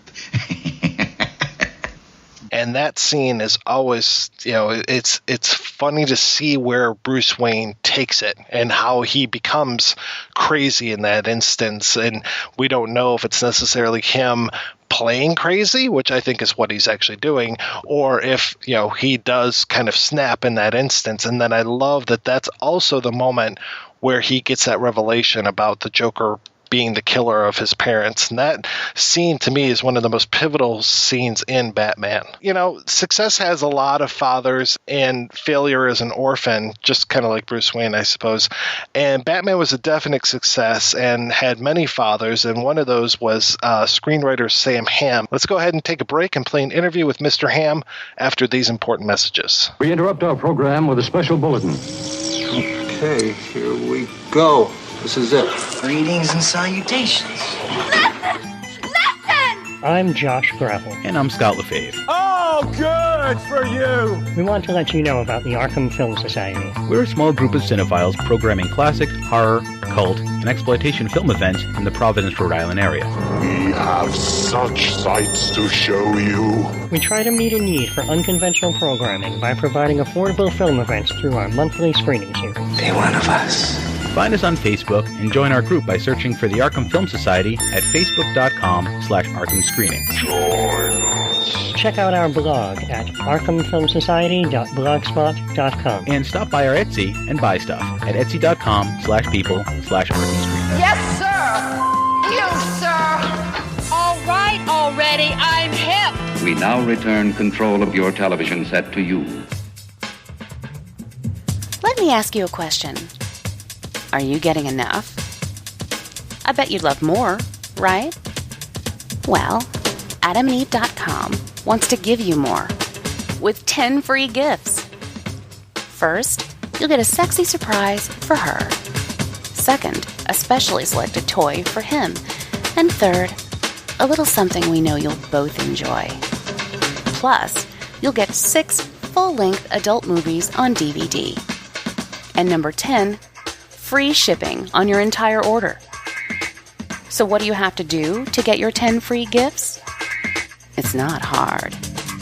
Just go to AdamandEve.com and select any one item. It could be an adventurous new toy, sexy piece of lingerie, or anything you desire. Just enter offer code BOOTH at checkout, and you'll get all 10 free gifts. Go check out AdamandEve.com today. Select one item and get 10 free gifts, including free shipping when you enter offer code BOOTH. That's BOOTH at AdamandEve.com. We are the Popcorn Poops. My name is Dustin. And my name is Jessica. And together we produce Popcorn Poops, the best married couple movie commentary track podcast on the internet. Join us each week as we take turns picking films and then watch and discuss them together. If you're at home or with a computer or device, you can sync up the movie and watch it right along with us. However, you don't have to sync up the film to enjoy the show. Feel free to tune in like you would to any other podcast. Please visit us on the internet at www.popcornpoops.com. Again, that's www.popcornpoops.com. Hey fans, this is Reverend Scott. Just want to tell you about Outside the Cinema. Great company. They review cult films, any cult film, every cult film, and it's something you should tune into. So if you get a chance, go to the website, look these guys up, Outside the Cinema, and find out what the hot cult films are today, what's going on. These guys are right on the cutting edge of reviewing cult movies. And if you're a cult member, or you want to be a cult member, you're thinking about being a cult member, your mom's a cult member, your dad's a cult member, your damn mother-in-law's a cult member, tune in to Outside the Cinema, baby, and you'll find out what's going on. Reverend Scott, and that's out. Hello. Gotham Corner Store? Yes, we seem to be down to our last Diet Coke. A gentleman is on his way to pick some up. Just look for a black car. No, this black car will be rather difficult to miss. And by the way, the gentleman is usually in quite a rush. Just for the taste of it, Diet Coke. How did you get into screenwriting? I've told this story a few times, but I wanted to be a cartoonist when I was a kid. And I realized I was never going to be able to draw well enough. And so I was kind of casting around looking for other forms of visual storytelling, I guess. And I had always been a big movie fan as a kid. One of the ways I taught myself to draw was copying movie ads out of the newspaper when I was little. So I became a big movie buff. I started seriously trying to catch up with all the movies I could when I was in college, and felt like here's a chance for me to do the kind of storytelling that I like. As a college kid, I did a couple of screenplays as independent study projects and so forth and so on. And a few years after graduating, I got together with two buddies of mine who were also movie buffs. And we said, hey, we should just go in a room and write a screenplay in 10 days and see what happens. And so we tried it, and we cranked out a total piece of shit. It was a pretty bad screenplay by any standards, I would have to say. And one of the guys had a connection to J. Preston Allen, who was a well-known screenwriter. She had written Cabaret and Prince of the City and Marnie. Much to our shock and horror, we hadn't even known he was going to slip a copy of the script to her. She read it, and she liked it, and she took out an option on it, which kept us, we were three basically college students at this point, and she didn't pay us a huge amount of money, but it was enough to keep us going for a few months while we did rewrites. As a result of that project with J. Preston Allen, she asked me if I would come in and do some quickie rewrites on a movie that she and her husband were producing called Never Cry Wolf. And I said, sure, yeah, I'll be happy to do that. And my initial job when I was working on Never Cry Wolf was taking out all the dirty language, because they'd just gotten an independent financing deal with Disney. And that meant that they had to tidy up all the places where characters referred to shit, crap, all of that sort of stuff in the screenplay. And so my initial job was as the shit scraper on Never Cry Wolf. I had to come up with synonyms that were not quite as salty. Dung, scat. Basically, it was a matter of trying to think up, synonyms for offensive words. And that somehow turned into a 6 or 7 month job, and I wound up going on location into Alaska and the Yukon territories and hung out on a set with animals who were completely uncooperative and human beings who were completely uncooperative and weather that was completely uncooperative. That's how I got started in movies. A lot of the stuff that happened on Never Cry Wolf, a lot of things that could go wrong did go wrong. It was actually a great experience for somebody coming in and not having any idea how movies work, because it was a situation where we basically had to sort of revise the storyline based on what we could get each day. The elements were so uncooperative and the animals were so difficult that, we had all these things that we'd planned that we wanted to see, and we didn't know whether we'd ever be able to get the footage or not. There was 1 week-long stretch, and I am not exaggerating here at all, where the entire week was spent trying to get a shot of a wolf taking a piss on a rock. And they did everything they could think of. They gave the wolves Gatorade. You know, they followed all the wolves around with handheld cameras. None of the wolves would piss with a camera on them. And this was kind of a plot point in the story. Finally, if you see the finished movie, there is a very ugly-looking shot of a wolf suddenly jerking his hind leg up into the air, and that's because they finally just gave up and put a wire on the wolf's leg, yanked the sucker up in the air, and then cut away as quickly as they could. That's how we got a wolf pissing on a rock. Now you would just have it. You would have a digitized wolf leg. Now you'd probably have digitized wolves at this point. Well, some of the shots in that film are just incredible, especially when he's amongst the caribou and everything. It's just gorgeous stuff. Yeah, and that's all real stuff. You know, that was they tried to herd the caribou as well as they could, but you know, Charlie Martin Smith, and in many of the shots, is out there himself among these two sort of herds of caribou that are running in parallel. And his stuntman is out there for, you know, a few of the shots as well, and it's remarkable. One of the things that they were the big terror was that our Hollywood wolves. We had, you know, trained wolves who came up on the flight to Alaska, you know, all doped up with whatever kind of tranquilizers they use to get wolves through commercial air flights. I don't know what it is, but we had no idea, because they were basically domesticated animals, whether they were going to know what to do when they got out in the wild and started chasing caribou. And bam, you know, as soon as you let the wolves loose among the caribou, they turned into a pack, and they knew exactly what they were doing. They had never seen caribou before. But it was astonishing. They did all the stuff that you would hope wolves would do when you're trying to demonstrate how the process of predation takes place. And it was completely stunning.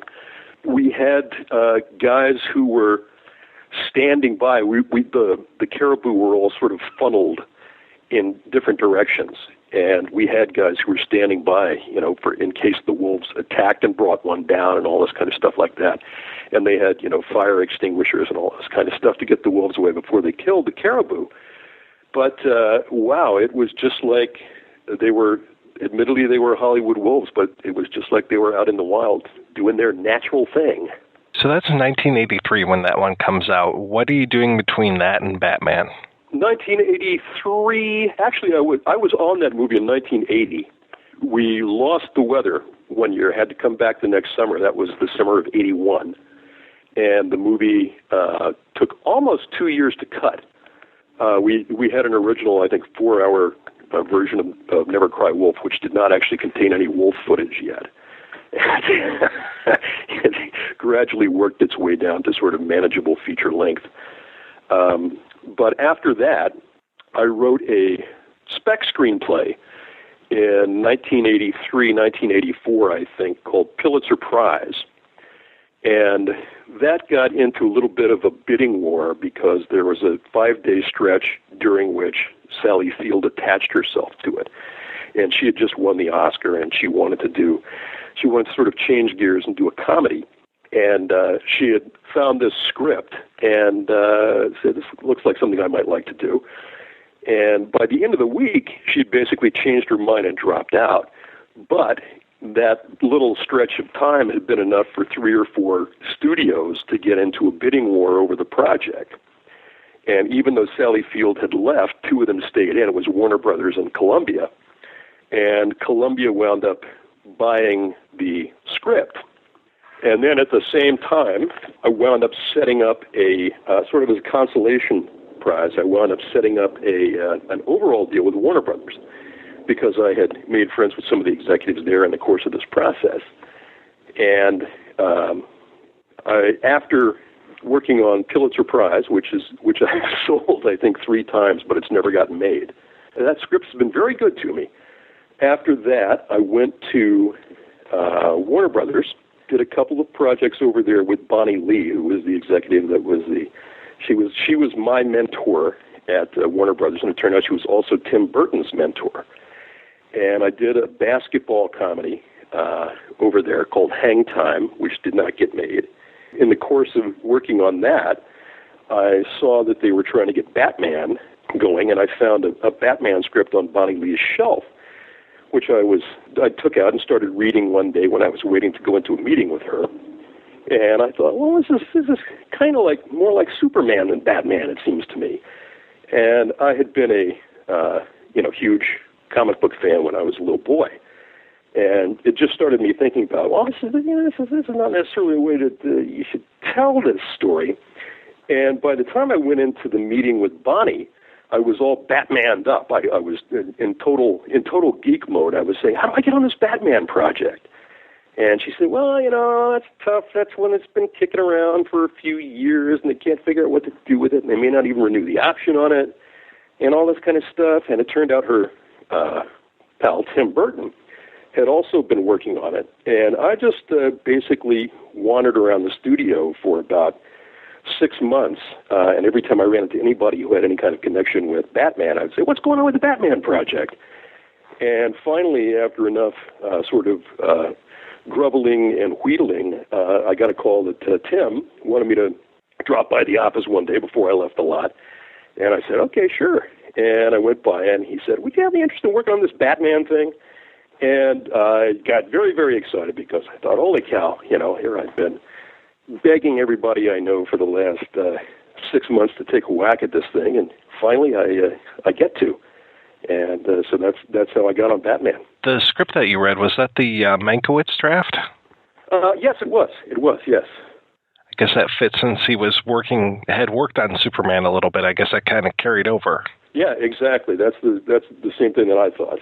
When you were a kid and you were into comic books, what were some of your favorites? I started reading comic books just before all the Marvel characters came out. I'd been reading Superman and Batman for a while, and I remember the sort of Atlas titles that Marvel was publishing before they became Marvel Comics. I remember having lots of copies of Journey into Mystery and Tales of Suspense and Strange Tales, back when they were basically featuring Jack Kirby monster stories and things like that.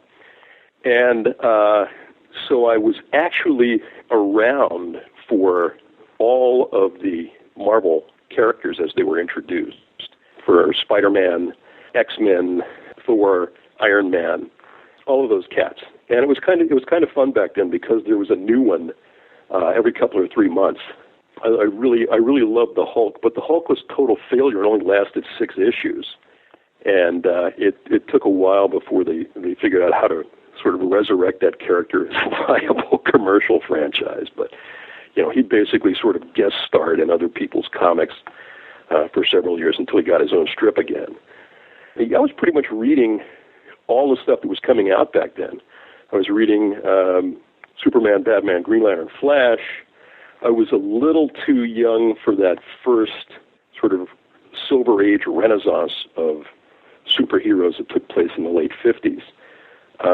So the Flash and Green Lantern and all those characters that DC had brought back were already well established by the time I started reading comics. But I was there for the first round of all the Marvel stuff. Going back to something like a Pulp Fiction where there's Elvis people versus Beatles people, I would say more of an Beatles versus Rolling Stone. Were you more of a Batman or a Superman person? I was expecting that question to go to, were you more of a DC or a Marvel person? But more of a Batman or a Superman, I don't know. And I don't really know that I saw necessarily a conflict between them. I know by the time that I was, a little older, by the time that my taste had started to form, I just found Batman more interesting as a character than Superman. I always thought once I was in my 20s, I always thought the bizarre, unexplained thing about Superman is, he's basically unstoppable. He's this godlike figure, and isn't it nice that he is so friendly and just wants to help everybody and devote all his time to doing nice things for other people because, otherwise he would set himself up as the ruler of Earth. That's what I always thought was, kind of weird about Superman, and I thought it was kind of interesting that they never even raised that as a possibility. He was unimpeachably nice, and that makes him, sort of weird to me. There were no real sort of flaws in Superman's makeup, and he was such a Boy Scout, as Frank Miller, I think, said at one point in The Dark Knight Returns, that he had so few weaknesses, so few vulnerabilities, that there was very little you could do in terms of generating stories around him. And so the stories tended to be about, Jimmy Olsen getting into some kind of ridiculous trouble and changing into a giant mutated turtle man, or, Lois Lane and her 369th attempt to prove that Clark was indeed Superman. And this time she really had the goods on him, but he turned the tables at the last minute somehow. The stories kind of descended into silliness and trivia. But, that was kind of true all across the DC spectrum at that time. I mean, there were a lot of pink aliens and, time travel, and it's basically just how can we come up with another plot this month when now that we've been doing this for 30-some years with the same characters. And so I can't really say that I liked one more than the other. I liked them both. So you're there for the introduction of all these Marvel characters. What was that like for you? Because I imagine you started in DC and kind of tested out the Marvel waters. It sort of changed my way of thinking about comic books in the same way that it changed everybody's way of thinking about comic books. I think one of the formative experiences of my boyhood was reading Fantastic Four, probably number 8 or 9, somewhere along in the run, where it turns out that Reed Richards, Mr. Fantastic, has blown the group's finances by bad investments in the stock market. And they're basically broke.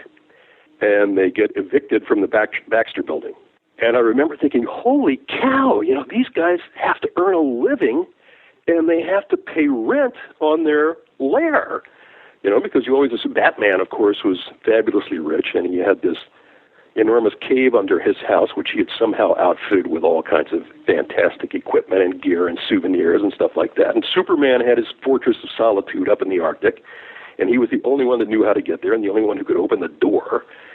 And then you have these guys, and number one, they live in New York City, and they're in a high-rise, and they can't make the rent. And holy cow, that was pretty amazing. And then, of course, Peter Parker came along, and he couldn't get a date, and he had all kinds of problems. His aunt was always sick. He was responsible for his own uncle getting killed as part of his origin story. They actually, I believe, had a slogan in the comic books at the time, which was called "Superheroes with Super Problems," and that was what made the Marvel characters sort of interesting to me. That they were played as, adolescent loners or outcasts, or people for whom things sometimes went very, very wrong in their personal lives. And that was wild. That was kind of innovative for the time. And you could probably argue that the pendulum has swung too far the other way at this point, where every character has some kind of crippling moral debility, and there's this kind of curse of darkness that has descended onto comic books, and they're just not as much. They may be cooler, but they're not as much fun as they were when I was a kid.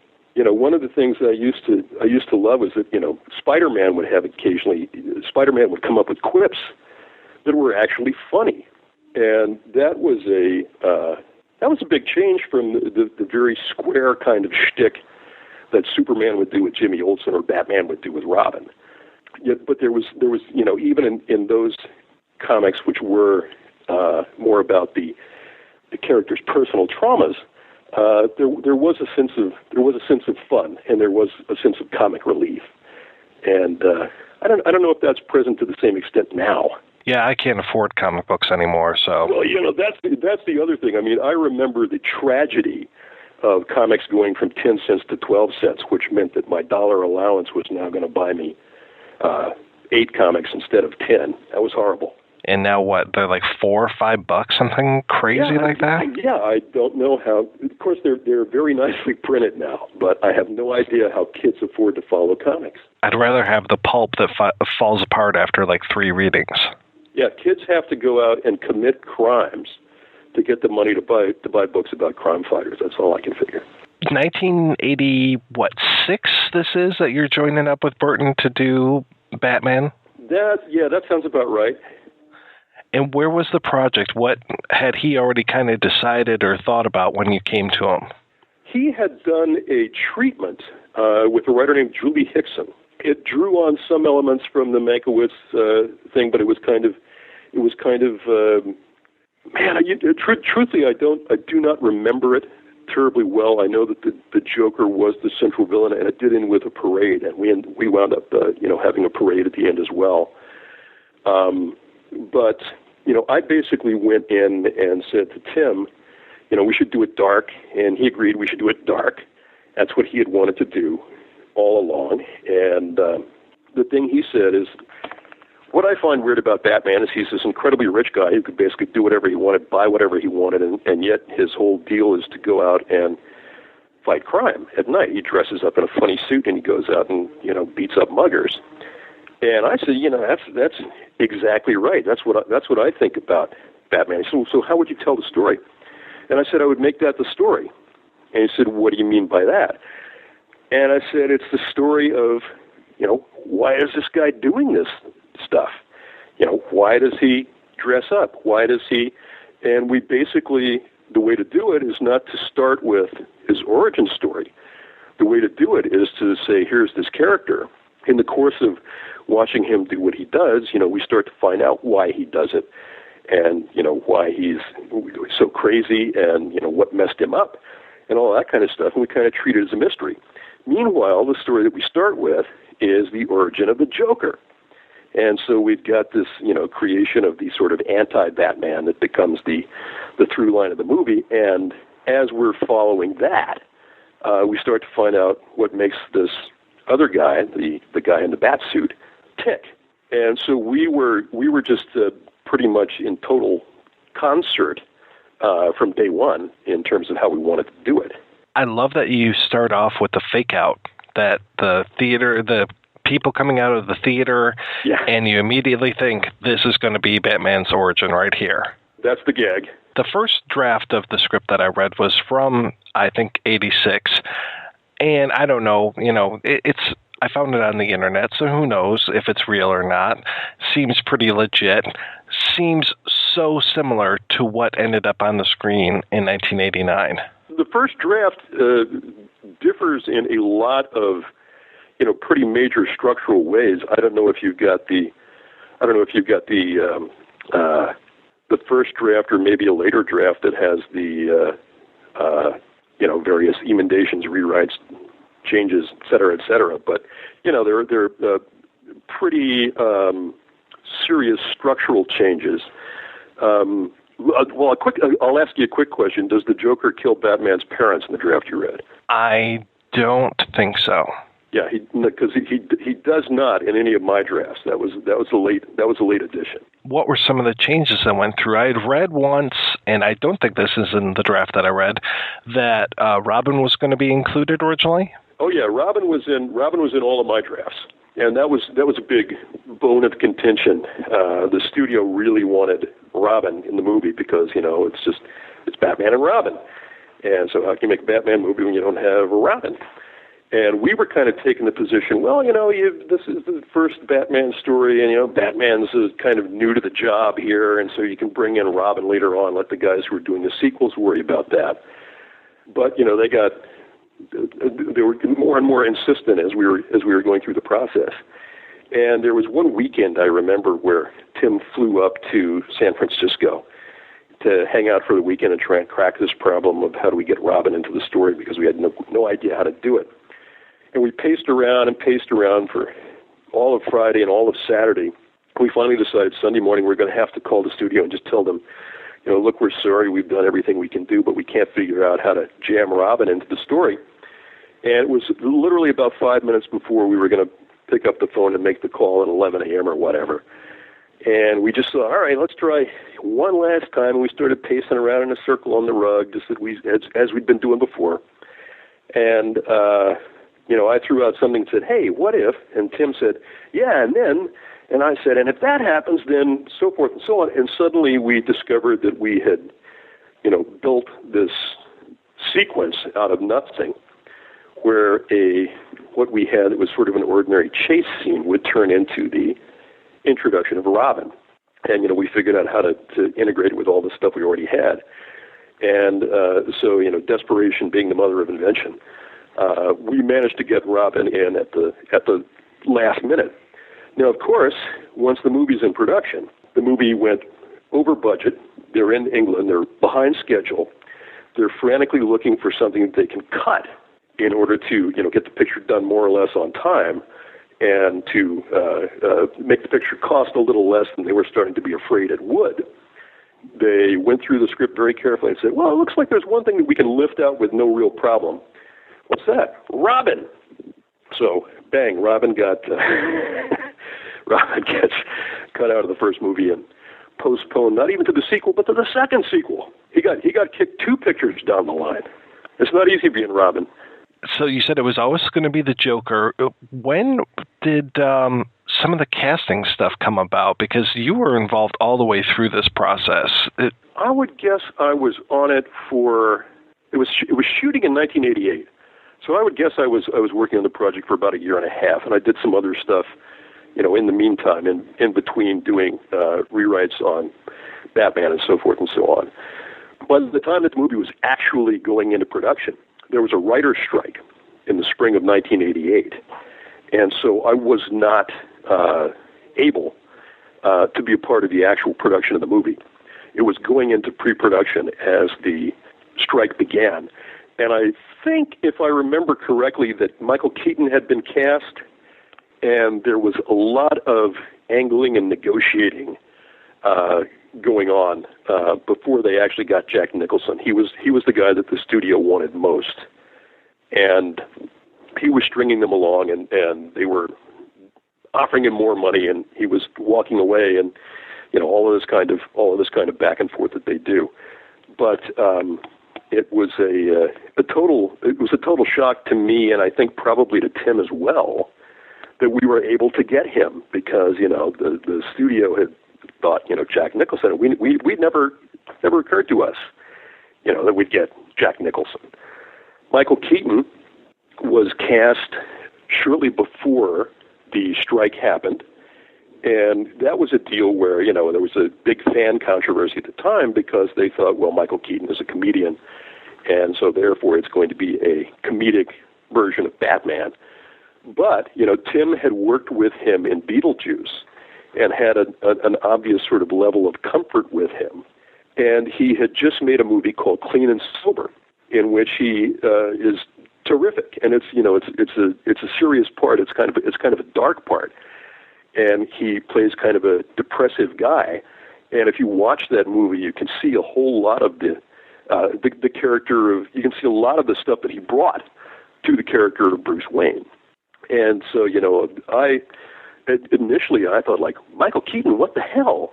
But it occurred to me the more I thought about it and the more I looked at his stuff, that of course what you're going to do is cast Bruce Wayne. You don't cast the guy in the suit because, the guy in the suit is going to be a stuntman in half the shots anyway.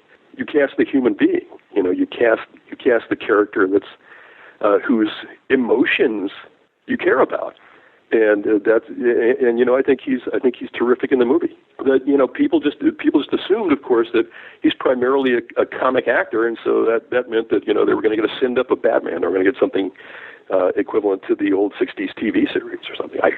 Who knows. I seem to remember there was controversy about the film being so dark compared to the campy 60s show. Yeah, the studio was a little nervous about that. We had one conversation with them where they said, it seems that there are people who actually get killed in this movie. And we say, well, yeah, you know, there are people. It's like it's like kind of a dark adventure. It's not for, you know, it's something for, it's for a 12-year-old audience, but not necessarily for a 6-year-old audience. And they would say, well, you know, it also seems like, I don't know, it seems kind of like Batman is a vigilante. And, you know, there's nothing you can do but just sort of like scratch your head and go like, well, I'd like to tell you Batman is not a vigilante, but Batman kind of is a vigilante. And so, you know, they were generally very much on board with the project all the way through. But, you know, when they started second guessing very much toward the end of the development process. And, you know, luckily we were able to ride most of it out. And, you know, now compared to the Christopher Nolan movies, you know, our version of Batman looks almost like a laugh fest. You know, it's dark by comparison to the TV series, but, you know, compared to the later incarnations of Batman, it's not, you know, not nearly as dark. There was a scene of Bruce Wayne kind of swinging through the city wearing a ski mask after the Joker shoots him in Vicky Vale's apartment. Do you know, was that ever shot? The sequence itself was never shot, but they came very close to shooting that sequence. The one you're talking about is from my drafts, and it's a scene where Bruce doesn't have his costume, but he's trying to trail the Joker after the Joker snatches Vicky.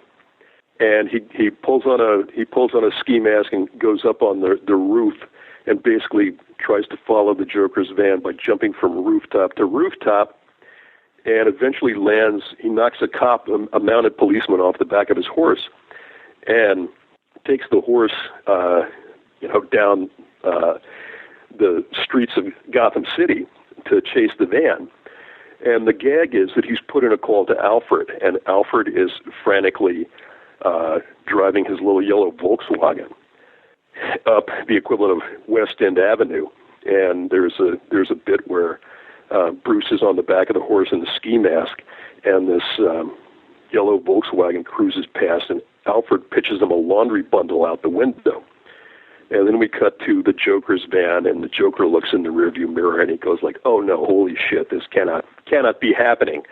And what he sees in the rear view is Batman on horseback charging up toward the van.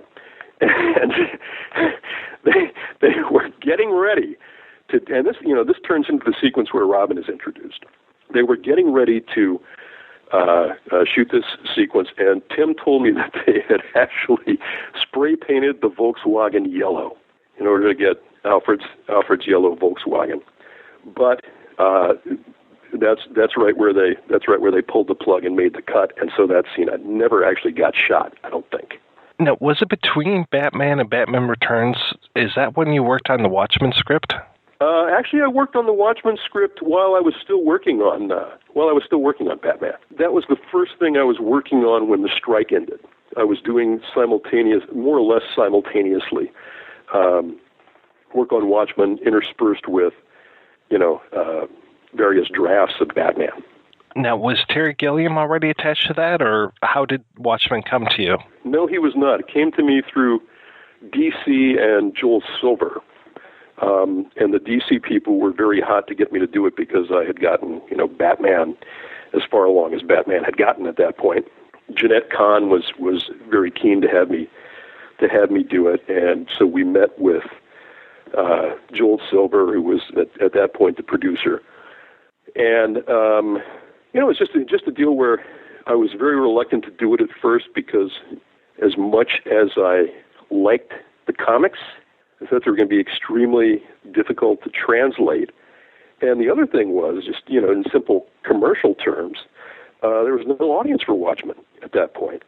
I mean, it had a sort of, it was sort of a sensation in the comic book world, but you could take all of the fans of Watchmen and have them bring their, 6 best friends, and the whole gang of them would go to see the movie 9 times each, and you still wouldn't make back anything close to what that movie would cost to make. I thought about it for a long time, and I didn't know if it was a good career move or not, but then I finally just decided, well, somebody else is going to screw it up worse than I will, probably, if I don't agree to do it. So I said I would, and I, wrote my draft, which quickly became known in Hollywood circles as the $1 million a page script, and that was back in the days when $120 million meant something. Why was it the $1 million a page script? Just because it would be so bleeding expensive to do. There was some kind of mammoth special effect on almost every page, and it was pre-CGI, and so there was Dr. Manhattan would basically have to be done as either a practical or a photographic effect, and to have a main character who was a shapeshifter and keep sort of changing size and doing all that kind of stuff was pretty huge, and the action was on a big scale. So I know this is rather gauche to ask, but what did you think of the final Watchmen? When I see it, I'll tell you. Okay. The ending of your draft, or at least one of the drafts that I've read, so ballsy, that whole meta thing that happens at the end there. How did you come up with that? One thing that I realized coming into the project that the studios may not have, and I talked about it at some length with the people I was working with, but I said, that the gag here of setting up the faux alien invasion is basically pinched from an Outer Limits episode. And they said, well, no, we didn't know that. And I said, well, it's called The Architects of Fear. And I said, and the troublesome thing is that at the very end of the Watchmen comics, Alan Moore has two of the characters coming into a room, and the television is playing in the background. And I say, now, next up on The Outer Limits, tonight's episode is The Architects of Fear. And so what I had heard later was that he did not realize that, he or did not remember or hadn't seen or whatever, but he did not mean basically to pinch that particular episode. But, the fact that he had specifically referenced it in the comics meant you go to court, you lose the lawsuit. And I said, so we kind of have to figure out a different gimmick here, or, they're going to either sue you guys for an unbelievable amount of money, or, they're going to stop the film's release or something like that. And so they said, come up with, see what you come up with. From there, it was just a matter of trying to find something else that would work and that would be kind of true to the spirit of the comic.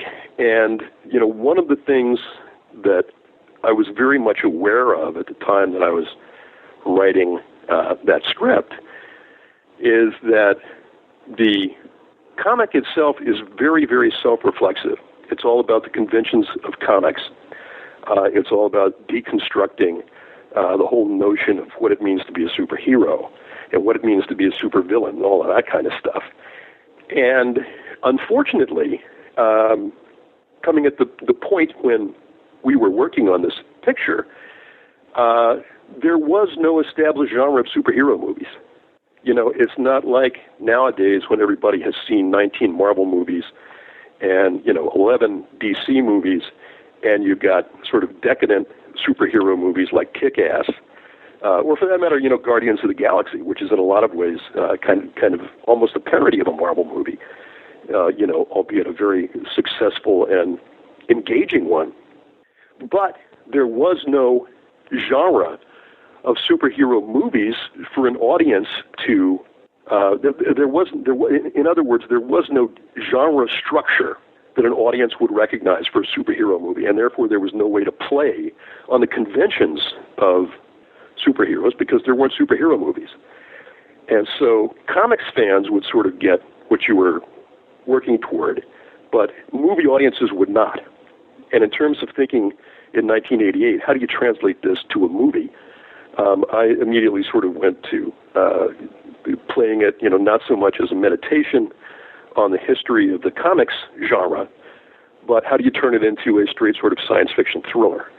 And, that's the route that I tried to go. So think I actually would have preferred the one that made it to the screen that had used your ending. Well, I understand that they had to change the ending too, and I haven't seen it, but I think if I remember correctly, I know that the gag is that it is an attack by Dr. Manhattan. They blame Dr. Manhattan, I think, for the attack on New York City. Was it pretty much a given that you were going to go back for Batman Returns? Yeah, I think so. They were, happy with the way that the first one. They were happy with the way that the first one worked out. What happened on that basically was that I did a draft of Batman Returns, Batman 2. We were calling it at the time. But Tim was very reluctant to come back and do another Batman movie. And he felt like he'd kind of, said what he wanted to say and all this kind of stuff like that. And he was giving Warner's a lot of trouble about not wanting to come back and do another Batman. And I think the way that they lured him on the picture, as I understood it, was they finally said, well, what if you don't make an actual Batman movie? What if you just make a Tim Burton movie that happens to have Batman in it? And that kind of got the hook in him. And so he began completely sort of rethinking what he wanted to do with it. And we wound up, parting ways on that because I had done a script which was, following very directly on not just the plot, but also sort of the thematics and so forth and so on of the original movie. Just went a different route. Yeah, it kind of sounds like you were between a rock and a hard place a little bit. Yeah, well, that's the nature of the business. As I learned on Never Cry Wolf, there's so many things that can go wrong. There's a million ways for a movie to go wrong, and there are only a tiny handful of ways that you can navigate all the hazards and the pitfalls and actually, get the critter up on the screen in any kind of, working fashion. Were you pretty much the one, though, that came up with it's going to be Penguin and Catwoman and it kind of, Yeah, I do. That's why, that's the main reason I have a story credit on the movie. There is a little bit of the structure of that movie that comes from what I was doing, but, there's not a lot in terms of specific incident or specific scenes or anything like that. It's a whole different movie. How did you get into writing actual Batman comics? Oh, it was just, again, the people at DC were very happy, with the work that I'd done on the Batman screenplay. And as I remember, Denny O'Neil did an interview with Comic Scene magazine or one of the sort of fan press magazines and said, I read this Batman script, the movie script, it's really great. It makes you feel like there really could be a Batman. And man, if this guy ever wanted to come and write comics for us, he's welcome anytime. And so then I was doing an interview with the same publication, probably with the same interviewer. And he said, well, Denny O'Neil said that, you could come and write a Batman comic anytime you wanted to. I said, really?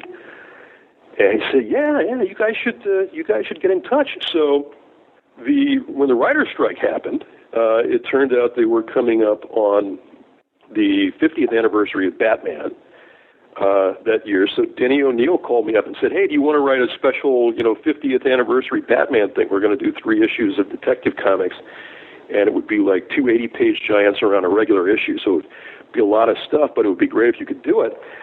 And I said, well, sure, man, I can't write screenplays or anything like that because I'm on strike, but there's no reason I couldn't write a comic book. And that's how I got the job. I am actually a big fan of Monkey Bone. Why is no one else a big fan of Monkey Bone? Man, usually when people say they've seen Monkey Bone, I say, did you see it in a theater? And if they say yes, then I just pull $8 out of my pocket and give it to them. That's a joke I swiped from Sam Raimi, by the way. Yeah. He asked me if I'd seen Sucker Proxy, and I said yes. He said, did you see it in a theater? I said yes. He said, did you buy your own ticket? I said yes. He gave me $8. I'm pleased that you like it. I mean, it's a movie that got pretty much buried by the studio during a regime change. And it got, way hacked up and carved all out of shape when they were trying to figure out how they can, shovel it out onto the market, even in the limited way that they did. But, I will say that we had a 2-hour and 12-minute version that was pretty darn good and actually made sense. Oh, wow. But no, thank you. There is a small but vociferous core of Monkey Bone fans. So I'm pleased to have him. I'm not usually a big Chris Kattan fan, but I think that's some of his best work. Chris Kattan is great in that movie. He's hilarious. Yes. He's wonderful. Him running around with his neck propped up, yeah. Oh, my God. Head propped up. I know, it's great. He almost got killed when we were doing that bus gag, too. I have a friend who insists that every movie would be made better had it had Brendan Fraser and a monkey in it. Well, the one movie you can't say that about is Monkey Bone. So Brendan is he's wonderful in Monkey Bone, and he's a great and incredibly versatile actor. And he's also just like he's the nicest guy you can imagine, who's making millions of dollars for being in movies. I mean, just a good mug, really nice guy. That's the way he seems to come across, at least in interviews and everything. I think I saw him on Graham Norton, and he just seems to have a great sense of humor about himself. Yeah, he's a good guy. So what are you working on now? I am working on a theological horror picture called Fear of God. That's what I'm kind of focused on right at the moment.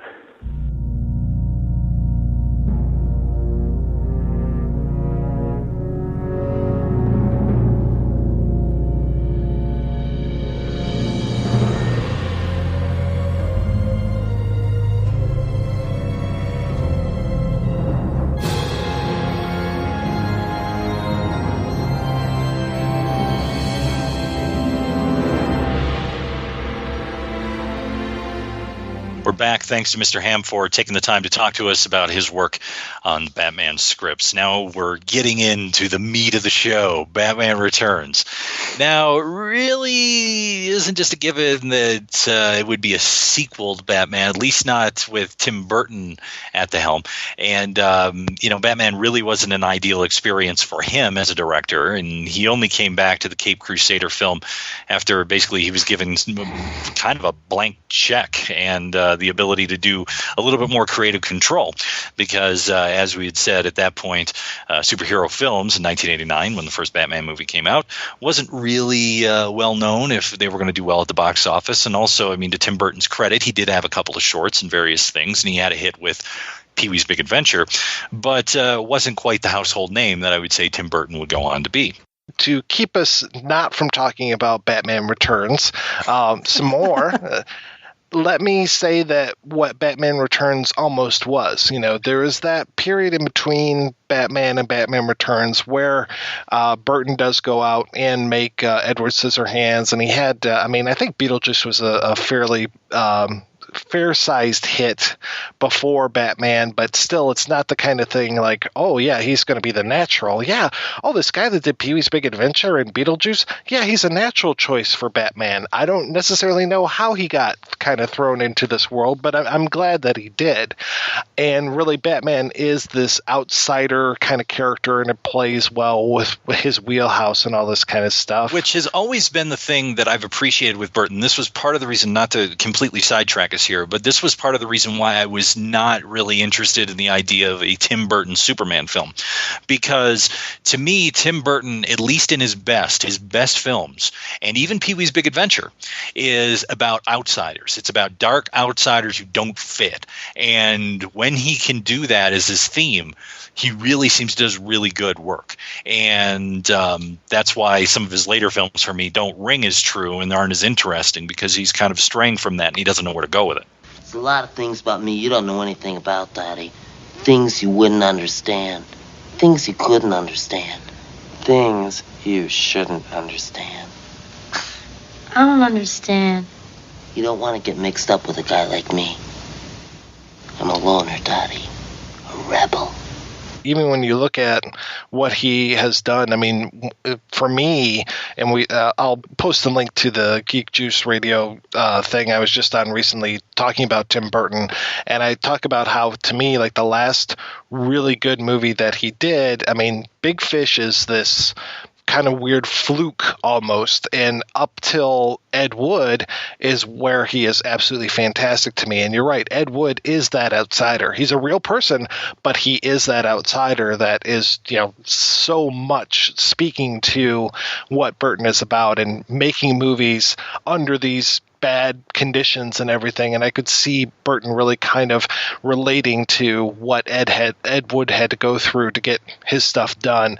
And it sounds to me like Batman was pretty much a trial by fire. I mean, I mentioned Peters and Gruber before. There's a whole book about them called Hit and Run that just talks about just what pieces of work these two guys were. And there's this whole lawsuit that was going to happen because the guys who originally had the property of Batman, they kind of got swindled by these guys. They're still on the movie listed as producers and everything, but it's like they're getting cut out of the profits and they're not getting everything that they should and yada yada.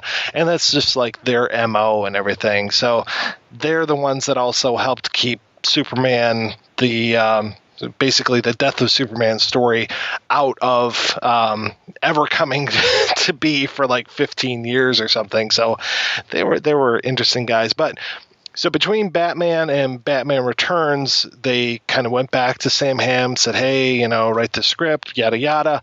And the script for his Batman 2, it was interesting. I actually, in preparation for this, I read almost all the scripts except I couldn't finish Batman Year One and the Superman Batman Asylum one. But his sequel was interesting. That's a good word to use. It's funny what similarities there are between what he wrote and what ended up on the screen, but they are so just little nuggets of ideas kind of things, like, being set in the wintertime, Penguin and Catwoman being there, just like a couple little things here and there that end up in the movie. But it's just this weird kind of like, people described it as like a Hardy Boys adventure, and I can almost kind of get that because it's this whole thing where there are these 5 families that have been running Gotham forever, and the Waynes, of course, are one of those. Every time I say the Waynes, I think of like the Waynes brothers, That's Wayans. Yes, I know. It's so close though that I can think of the Wayans brothers like running Gotham. Anyway, so they all have these Raven statues that when you put them together, they have a map that shows where this treasure is, and of course the treasure is in the Batcave, and Batman didn't know about it for all these years, and he didn't know about these ravens, and it's this whole weird thing where Catwoman and Penguin are working together, and it's just like there are a couple things with the Penguin character that stick around, maybe a couple things with the Catwoman character that stick around, but really it's so different than when it ended up on screen. It's almost comical. Oh, I just started getting a clue. Really? Yeah, I'm totally getting a clue. Oh, that's giving me a clue. It feels like a Silver Age story, actually, does it? You read it off the page, and it feels like it could be a comic published anywhere from 1956 to 1986 in Batman.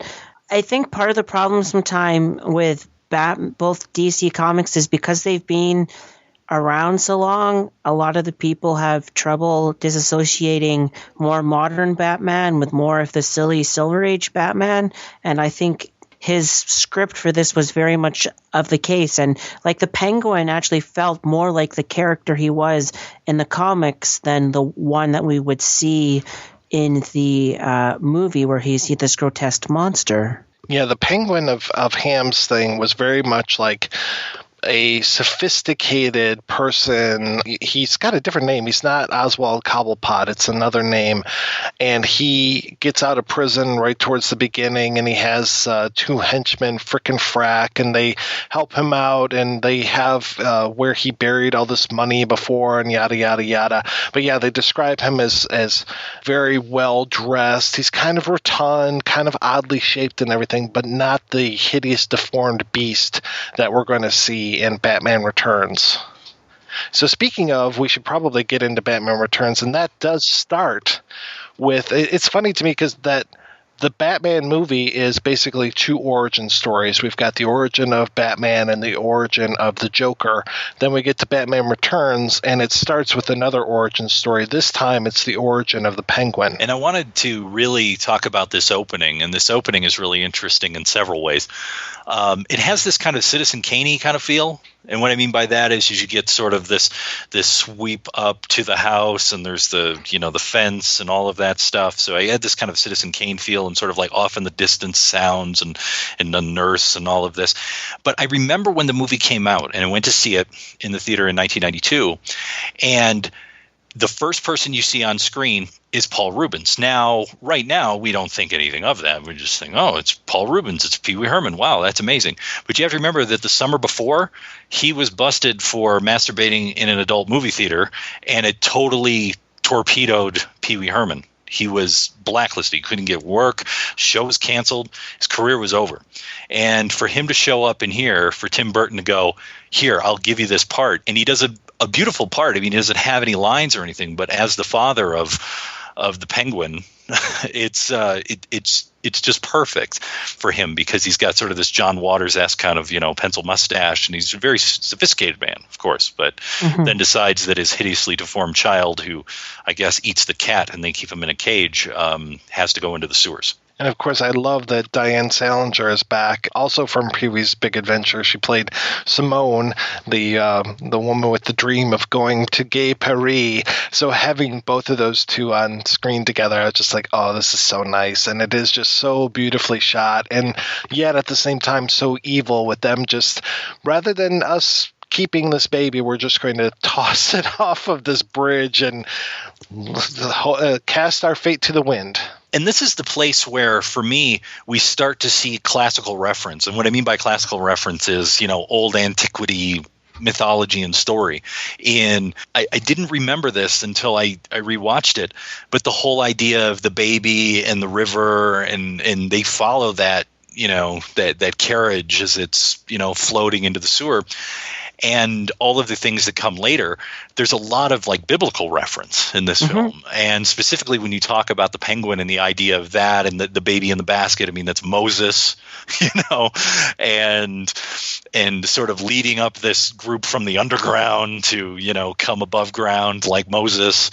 And I also found it interesting that it's 33 years later, which, if you're into, biblical stuff, you could say, oh, well, that's about the time that, Christ started to do the miracles, and, was eventually what happened to him. So there seems to, whoever wrote the script, that part of the script, went and said, well, how can I take these ideas that we already know, because they're part of Western canon, and shove them into the Batman movie? I mean, this script is 95% Daniel Waters. There's a little bit more that isn't Daniel Waters, that was Leslie Strick. And when we play back the interview with Mr. Waters, he'll talk about, what was his and what was Strick's. And luckily, he's able to just kind of say, if it was good, it was me. If it was bad, it was Strick. So he's got it out. I also want to mention that I think an important theme that is throughout this movie is it setting it during the time of Christmas, which, linking it to the biblical thing, is the time of life, death, and resurrection, which plays a key role for both our two villains, of both the Penguin, of his death by sewer, and his resurrection, where he goes from the monster to Cobblepot throughout the movie, and of course Catwoman, of her resurrection. And I also think it has a lot to do with using the idea of Christmas holiday as a time for family.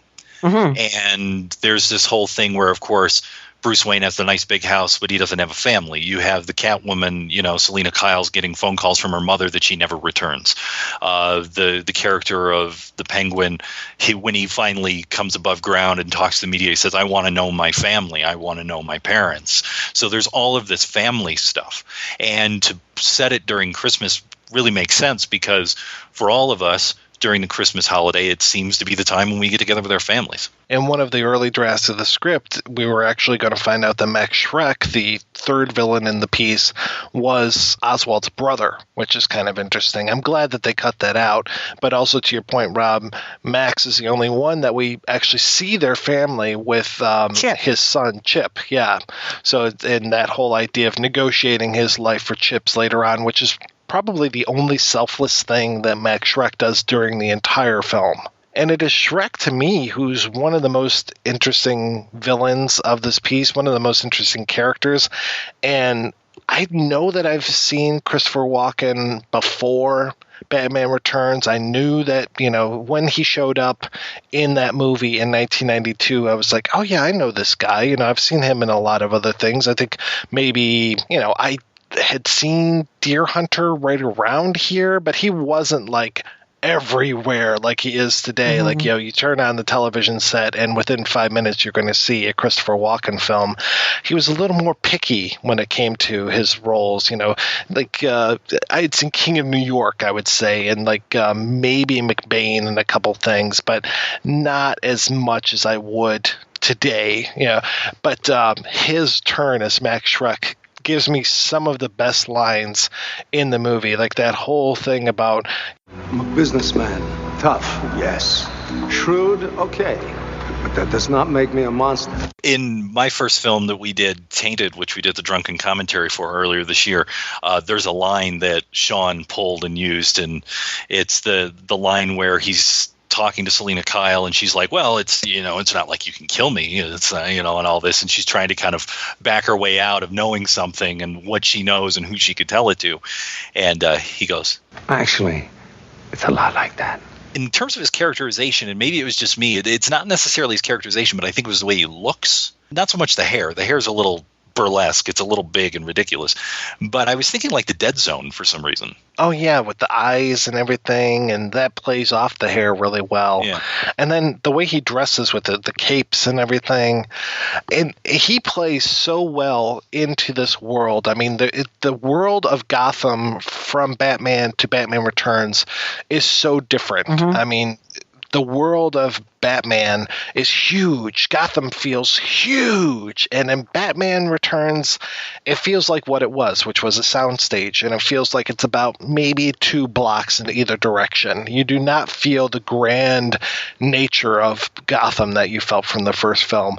But you get that Art Deco stuff that you were talking about. You get it even more. All the giant statues that connect buildings and stuff. And you're like, how does that architecture work? I mean, come on. There's statue fronts on the architecture when the Penguin goes to the archive of the city, which is 2 guys on the side of buildings all around and things like that. The architecture is quite interesting. Well, it's very much Metropolis. You look at this and you see that what Fritz Lang did in there. I mean, these big, you said these big kind of images, these big statues and everything. I mean, I really got this sort of Metropolis vibe. You mean Metropolis the movie, not Metropolis the city where Superman is? That's correct.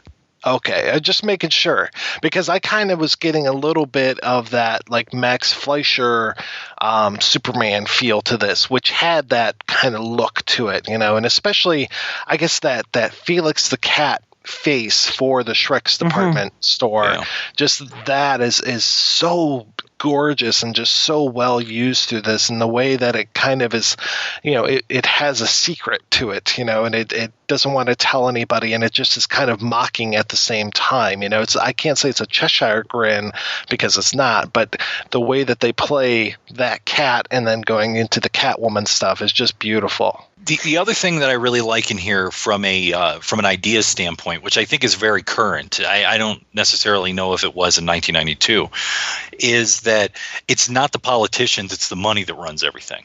And that Shrek is the power behind the throne. The mayor is just useless. And there's this one scene where one of Penguin's guys comes up and says, I want to see the man. He has this line about, bring him out. I want to talk to the man. And he's like, I'm right here. And he's like, no, not you. Talking to the mayor, it's like him. So there's this whole thing about it's the money, it's the business. That's what runs Gotham. It's not who you elect into office.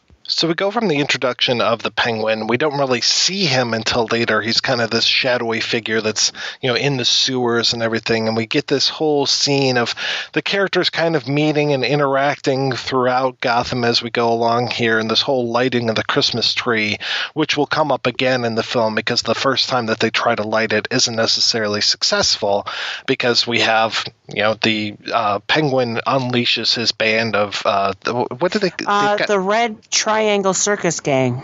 Thank you. I couldn't remember Red Triangle. And if you look closely, you'll see a very young Doug Jones, the guy who has gone on to do so many things, but primarily is known for wearing costumes in Benicio del Toro films. But he's one of the taller clowns in here, and so many other people. And then seeing Vincent Schiavelli. I mean, we just talked about Schiavelli a couple weeks ago on Death to Smoochy. So here we have that same thing again, and it's funny because I was listening to the audio commentary, and how I said on Death to Smoochy, it was like, oh yeah, it's a one Flew Over the Cuckoo's Nest reunion, and Burton was on the commentary saying, oh yeah, Vincent, he's Danny's friend, so he was on, and I was like, oh okay, good. He remained friends with this guy for all those years. The other thing that I like, and you were talking about sort of the introduction of the Penguin, is Burton does something really smart in this film.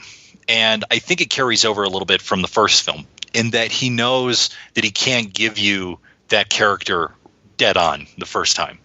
It's little things. It's a shadow. It's the sounds. It's the hands on the bars of the sewer. It's all of those little things. And I was reminded of the commentary that Paul Verhoeven did on RoboCop, where he said, if you notice, you see him through like frosted glass, you see this, you see that, before you see RoboCop. And the reason that Verhoeven said is that if I just showed you RoboCop, like flat out in just one shot to introduce you to him, you'd laugh your ass off. You wouldn't believe it. So Burton's really smart in terms of how he gets you into the Penguin, because the Penguin is much more, as you were talking about earlier, much more fantastical than Catwoman. Catwoman's easier for people to get their heads around, but the idea that he's got these flippers and he's living in the sewer and there's all this, he's basically a monster, and there is an allusion to the Elephant Man in the script and in the film, that he's got to kind of work you there, which is good. Well, it's good, too, that he did that visual rhyme of the hands on the bars of the sewer, which were like the hands in the playpen and everything. So it's nice, it's not in your face. It was back when Tim Burton could be a little bit more subtle with his direction. And this is a comic book movie where you would expect things to, fly out and hit you in the face, but yet he still can be very subtle with the way that he presents this and give you this slow build-up, slow reveal, and have the machinations of the Penguin affecting Gotham without the Penguin like springing forward and being like, here I am in all my big glory right here, so it was nice. And again, the way that he is building up the Selena Kyle character too, in the way that we have her introduced, and just the way that she's so put upon. And you talked about her mother, these nagging phone calls from her mom and everything, and the way that she stepped on at work. I mean, I love the kind of feminist angle that the movie is taking with the Catwoman character, throughout this film, and the way that she is just finally goes from being stepped on to being the one who can put people under her heel. I also like, for the Penguin, one of the parts of his character where you see him as sort of he starts off as sort of hints that he might be a bit of a eco-warrior fighting capitalism, and he's talking about, when he captures Max Schreck and he's interrogating him for the first time, and you see the big reveal of, I see everything you flush down, your toxic waste and your things like that, and sort of hinting he wants to stop there, and that he doesn't like capitalism, but he's willing to suck up to capitalism to, do things like that. I thought that was kind of a interesting twist on the character too. What about the documents that prove you own half the fire traps in Gotham City? If there were such documents, that's not an admission. I would have seen to it they were shredded. Good idea. A lot of tape and a little patience make all the difference. The thing that's interesting about Catwoman, and we haven't really talked about her development as a character through the comics and then into this film, is like you were talking about, Mike, in in the original DC Comics, the Penguin is a man of means and money, and I think we get that more with the old TV show in Burgess Meredith. Mm-hmm. But in this film, he does come from means, but is deformed and then is abandoned. But Catwoman's interesting because depending on what era you're dealing with in terms of Selina Kyle, she is either cat burglar, she's an office worker, she's a dominatrix.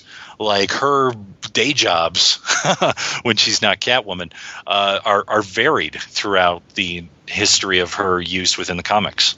Well, and then is she bisexual? Is she heterosexual? Is she homosexual? I mean, they play with that as well throughout all the comics, too. Not to say that we need an answer, but it's kind of interesting to see the way that she's characterized through the years and how that kind of shades her as well. I mean, there was kind of a hinting to that in that Batman, the third Nolan film, which just to me kind of undermined her morally. That whole idea of homosexuals are not as moral as heterosexuals, and it felt like that was a little bit of, to me, the Bane Batman, whatever the hell that movie was called, that to me was the most reactionary of the Batman films. That almost felt like it could have been written by Frank Miller. It's kind of funny. We talk about the Frank Miller Batman. We talk about the Alan Moore Batman. What happened to those guys? Both of them have gone insane over the last 25 years. That's an entire other conversation. In terms of that aspect of Catwoman and Batman both being adversarial, but also in there with the masks off being together as a couple, The Long Halloween, which was a whole year series of stories, which was then collected into one book. That one really, from my reading, and I'm sure there's other arcs throughout the history of Batman, and Mark probably knows better than I, that one really plays really well into that whole concept. So if you want to read something that is, Batman and Catwoman and then their alter egos, that's one of the things that I also liked in this film, is that when we get to one part where they've sort of been together and they go to this masquerade ball, everyone else is in masks except for them. And I like the idea that they wear their masks out on the street so they don't have to wear the masks at the ball. It's just a little subtle thing, but I thought it was pretty good. And I also think that if you trace back through the history of Catwoman and Batman, as I mentioned before, Catwoman first appeared in Batman #1 from 1940, and the way they wrote that comic, there was instant sexual tension between both Batman and her, which would keep going through time. So I think that this one is very much of a reflection of how the two, because she's such a villain that he would never really want to be with her, because in one of the universe, in the Golden universe, they actually have a child together who becomes the Huntress. And she has a big part in a lot of Batman stuff, being a member of the Batman when she comes over to the main universe. And unfortunately, the two of them die. But in that one, they had that togetherness. So it's just one of those interesting things that weaves the two characters together as well. I kind of read the Masquerade Ball a little bit differently. To me, it's like Bruce Wayne and Selina Kyle are the masks, and it's Batman and Catwoman who are the real people. Like, they go out every night as themselves, and they hide all day long behind these masks of these alter egos. The alter ego is the day job, and their true selves are the ones that you see, stalking the streets of Gotham at night. And I even think there is one point in there between Penguin and Batman where he's like, I'm not wearing a mask, and you take your mask off, which always seems to be something that comes up within the Batman universe, where one of the villains is always going, hey, I am who I am. Why don't you show the world who you really are? Right, and it's like Batman should almost be able to say, this is who I really am. Without the mask on, I'm somebody else, but with this mask on, I'm me.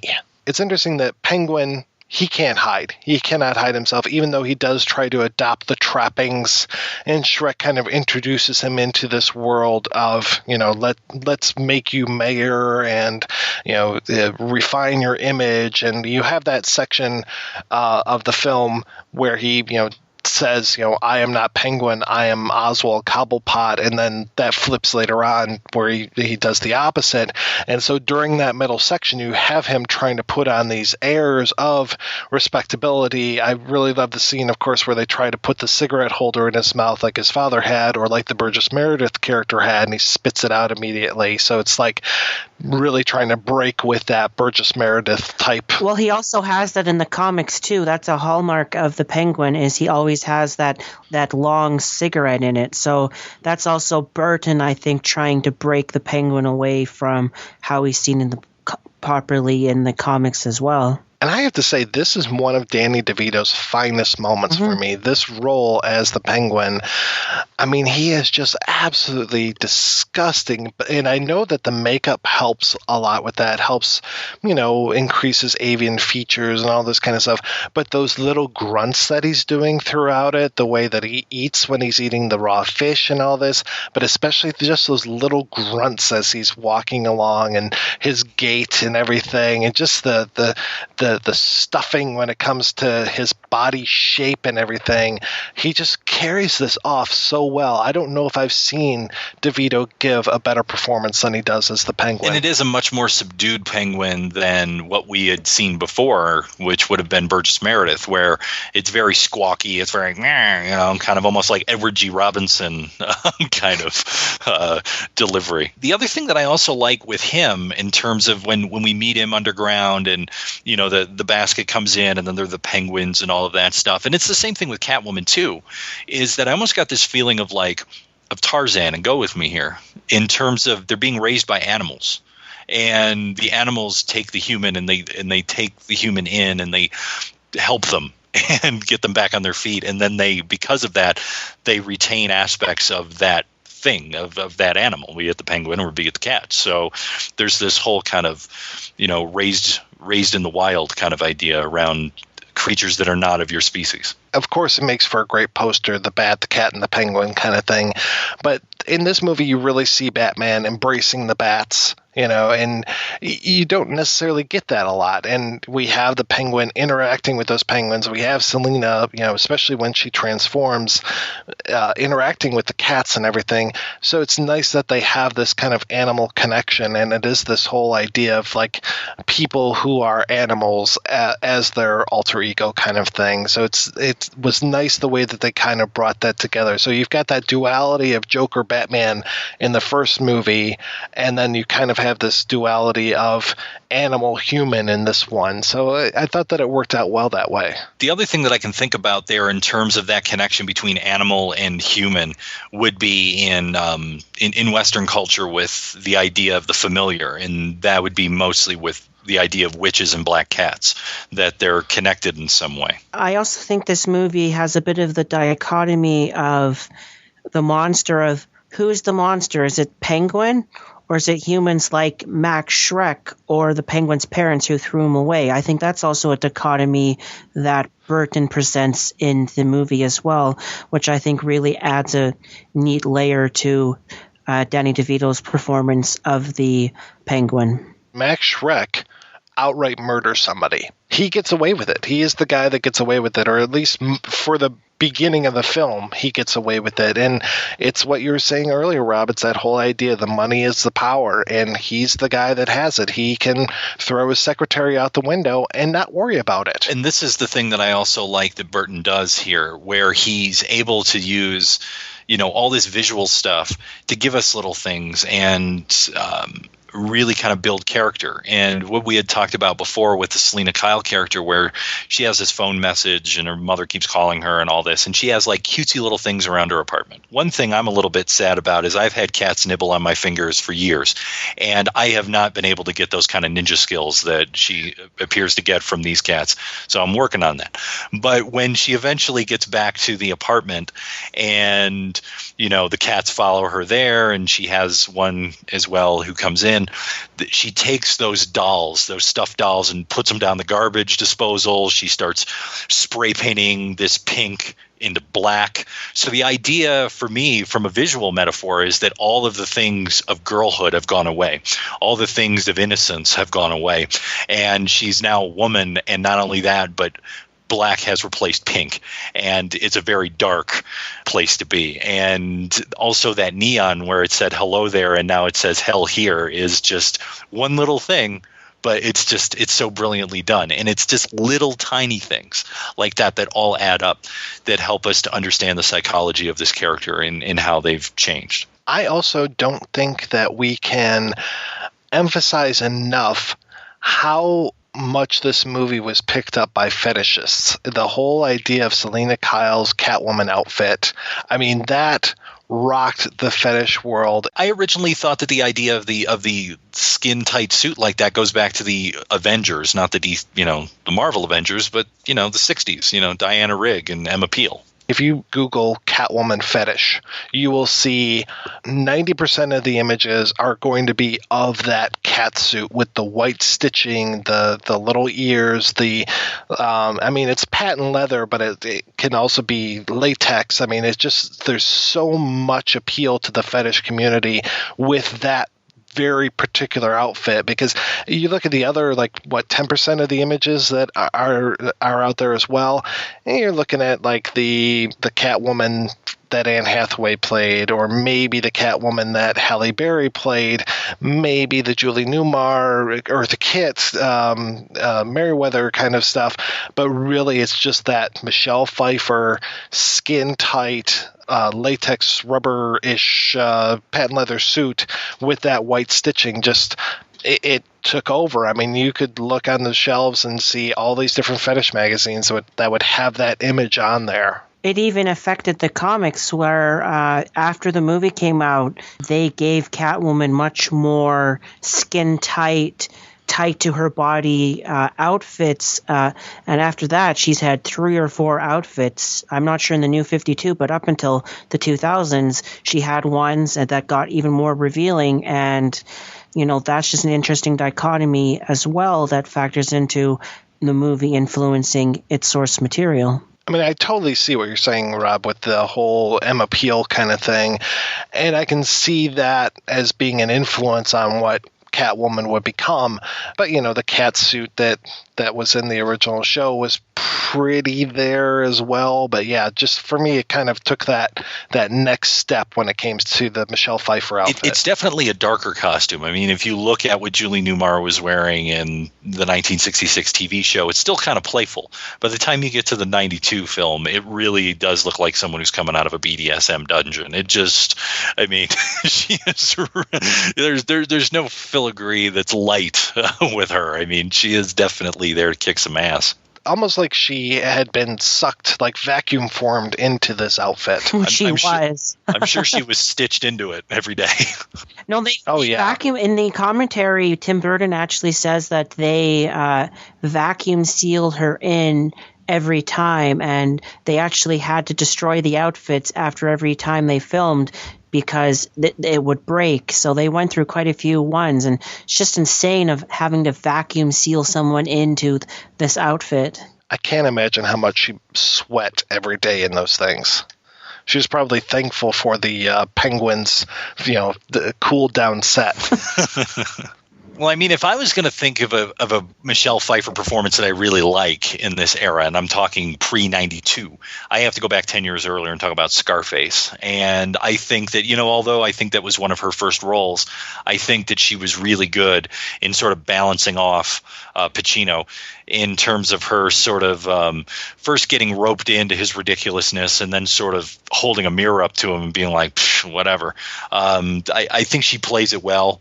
And doesn't sort of fall into those traps of what you would get probably in a in which that source material is based on 30s gangster film, and not playing, completely into that, fawning gangster mall kind of thing, or playing the femme fatale. I think she's sort of right in the middle, and that's one of the things that I liked about her performance in Scarface. Yeah, I know that we'll probably get a couple mean emails like, oh my God, she was so great in Grease too. But, I can't go back and enjoy that movie yet. I think it might take me another 10 years before I find the kind of kitsch value with that, other than the reproduction song. I think that's the only place I really enjoyed it. One of the things that I wanted to talk about in here, and you said that really the two Batman films represent two different origin stories. And I think in a lot of ways, in terms of the writing in here, they're trying to show a connection also between Penguin and Batman. And what I mean by that is that in a lot of ways they're both orphans, in that Bruce Wayne's parents were killed, but Oswald Cobblepot, the Penguin's parents, abandoned him. And then by the time he resurfaces and tries to find his parents, they don't exist. They're dead.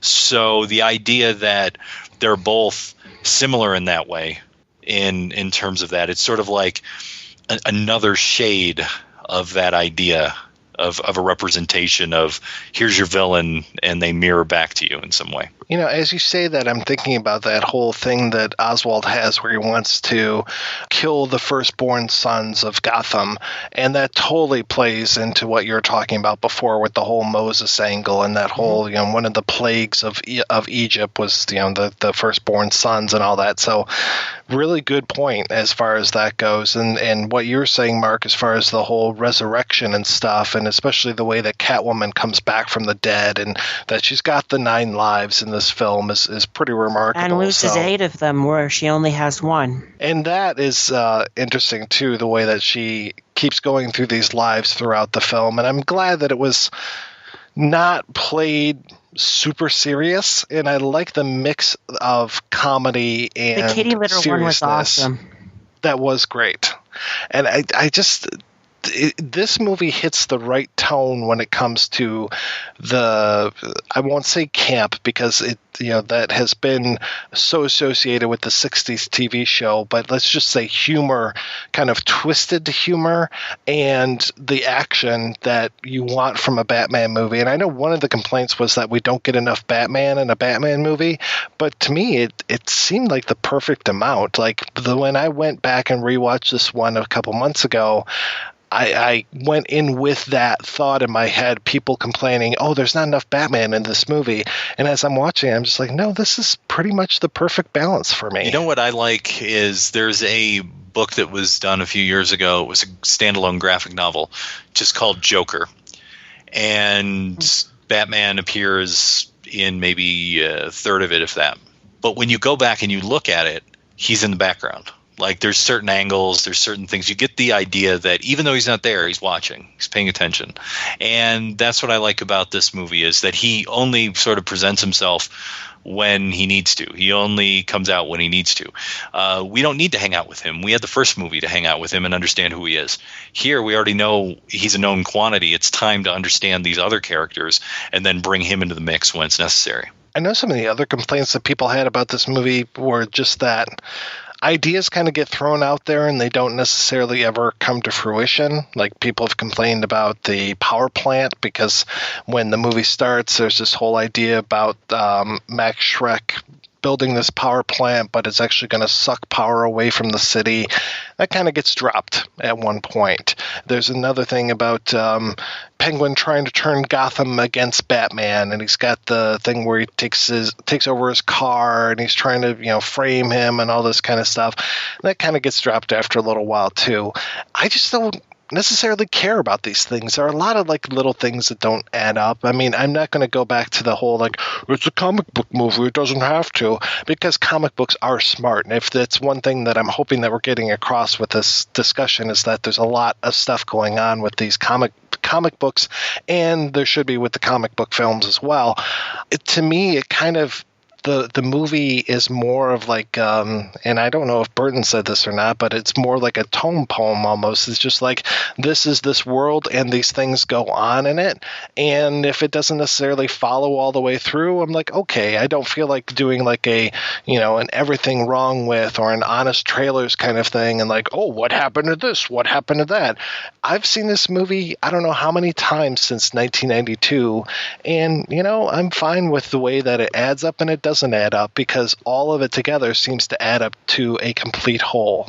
Well, Mike, for me, I think the power plant really isn't forgotten. He said that he needed the mayor to get the work in, so it's put aside in favor of Penguin entering mayoral politics to be able to get that change to happen of where the Penguin becomes the mayor so he can get his power plant. And then the Penguin, because, he's this ugly monster to some, that he tries to turn Gotham against Batman so he can become mayor. The only one that really I have a problem with is them having a dance at the Shrek building that gets blown up. I can't explain that one. The thing with the mayor's race, this is where it borrows a small plot point from the old TV show, because there was a episode where the Penguin runs for mayor. And one of the things that I like in there is the image consultants, one of which is played by Jan Hooks, former Saturday Night Live alumnus who passed recently. And I just love their little interplay back and forth with the spin doctors, and as you were talking about trying to put the cigarette holder in his mouth and all of kind of class him up a little bit. I just love that, because that becomes, as we were talking about later, in the political films that we did earlier this year, that becomes more and more evident when you get into politics nowadays. It's all about the image consultants. Putting on that top hat and a respectable suit, and not allowing him out in public dressed in those horrible, disgusting underwear that he wears for like the last third of the film. And just all the black goo that comes out of his mouth when it gets angry. I love that too. Though at the start of it with the image consultants, he hasn't quite become the human that he would later abandon, because he does bite the guy's nose. Still, could be worse. My nose could be gushing blood. One thing I loved, and I'm listening and I'm going, is that what I think it is? And I'm like, yeah, it is. The jazz band's playing Super Freak by Rick James. I noticed that too. That was awesome.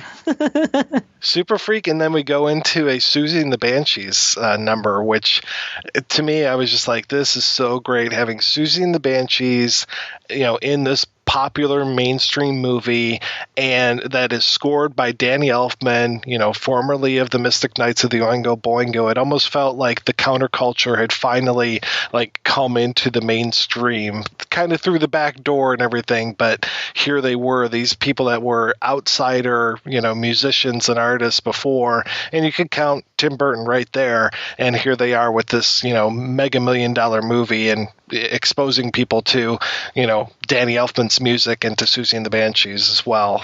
Felt a little bit more real than the Prince stuff that they just kind of worked in a little bit in Batman, but it felt like they were trying to avoid putting some of those Prince songs in there. Yeah, it was an odd dichotomy in the first film. It's like they wanted to embrace it, but not too much. I do have to say that Danny Elfman's score for this was really fantastic. And I've complained about Elfman before because as the years have gone by, he's kind of become more and more of a mockery of what he once was. It's like you can tell a Danny Elfman score right away just because they all kind of sound alike these days, or they're just so non-existent or so blah that you really just can't get your fingers around them. When I hear the Batman theme, I know this is the Batman theme. This is, it's very stirring and everything. You could come up to me with a 50-piece orchestra on my front lawn tomorrow, play the Spider-Man theme, and I'd be like, wow, that's some music there. Well, consider the pressure he was under to write that theme originally for the first film, because, the John Williams Superman theme is next to the Jaws theme, next to the Indiana Jones theme, it's and the Star Trek theme from the motion picture. Yeah, and Star Wars. And Star Wars, the Imperial March. He had to go, okay, Batman's a big deal. How do I encapsulate this? How do I get something that people will go, this is on par with that stuff? And I think he really did a very nice job with it. I totally agree with you in terms of Danny Elfman. I had people say to me before, Danny Elfman just rehashes either Batman or Pee-wee's Big Adventure. It just seems like he constantly is stealing from himself and then reinterpreting the stuff over and over again. It's like I like the theme from Mars Attacks and everything, but I'm not about to rush out and buy the soundtrack for it. Nor am I really going to be able to sit here, and I know this is a shitty thing for me to say, but there's no way I could hum it for you right now. I could whistle it for you because it's just like not front of mind. But if you go, okay, what's the theme to Pee-wee's Big Adventure or to this, then I'm right there. What's the theme to Midnight Express? Yeah, I'm right there with this stuff. And it seemed like he was really knocking it out of the park for so many years. And now it's just like, if you want a inoffensive background noise kind of thing, you can get Danny Elfman, which really kind of pains me to say because I know he's capable of so much more, and he has given us so many great scores. And now it's just like, yeah, he does some music. Danny Elfman, what have you got? Bum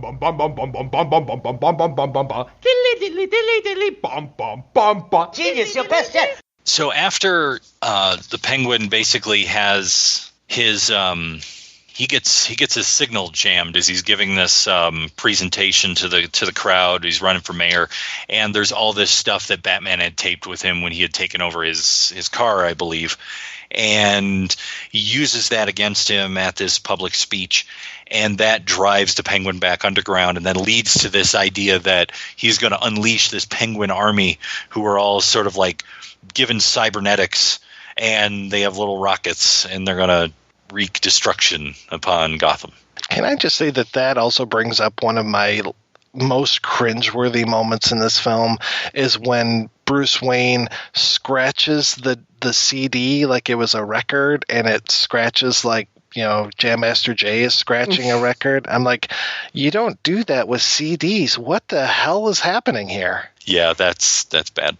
I was hoping that wasn't in the Waters draft. I'm hoping that's one of those Wesley Strick things. What about the fact that in this movie, there's at least one, if not more times, that Batman actually kills someone? Yeah, that whole idea of him and his nonviolence stuff, that's a weird thing. Because I know that it's like probably, again, that came out of the comics code where it's like you can't murder someone and you have to be able to take these guys in and all this kind of stuff. He really doesn't seem to have a problem with that in the first movie, nor in this movie. I mean, he just seems to be, there's collateral damage. And I know, like, Burton even addressed this on the commentary. And, of course, he kind of is like, well, it's a movie with a, giant penguin and all this kind of stuff. It's fine. People will be able to live at the end of the day and blah, blah, blah. I don't have any problems with him murdering people. Well, it's not the comic book, so it's absolutely okay. It's an interpretation of the source material where they can change what they want, just like how The Dark Knight Returns by Miller was one that would likely kill. So it's, for me, I don't really have a problem as other people have, because I can go and read the comics if I don't want him to kill people. And, a lot of people say, well, he doesn't use guns either. That's not true. In the Golden Age, he did use guns. It wasn't until later that he got them. So the character evolves, and you can have different interpretations of him. Look at the Marvel. Marvel has completely changed a lot of its characters and things for its cinematic universe compared to the comics. And the hardcore people complain, but, a lot of people don't. People don't remember that Superman wasn't originally able to fly. He could jump. He could leap over tall buildings in a single bound.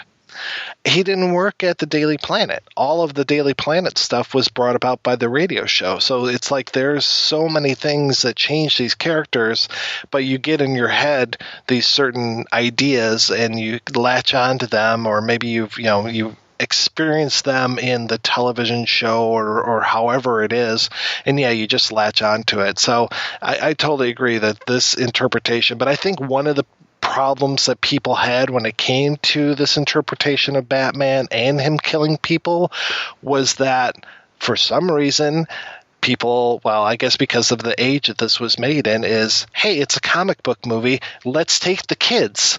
This is not a kids movie. This is probably one of the more adult, even though it does have that level of humor I was talking about before, this is an adult film. This should not be viewed by your 7-year-old. They pulled the Happy Meals from this for a good reason. This is not a family-friendly movie. And people were thinking that it was. They're like, oh, yeah, sure, we'll bring the kids. Oh, look at that, Danny DeVito's in it. I remember him from Taxi. What I like is from being able to see it when I was younger to now, you can see the layers that really, that you wouldn't see as an adult that I think would grow, that grows when you get to an adult from a kid that I think it can speak to kids at a level. But I definitely think that for the kids ones, it's really the Schumacher ones that really are the more kid-friendly ones. And we'll talk about those in a little bit. So, we get towards the end of the film here. And one thing that's always kind of troubled me, and I'm going to put the spoiler alert out now. Hopefully, if you've listened this far in, you know that we're going to get into the endings on these things.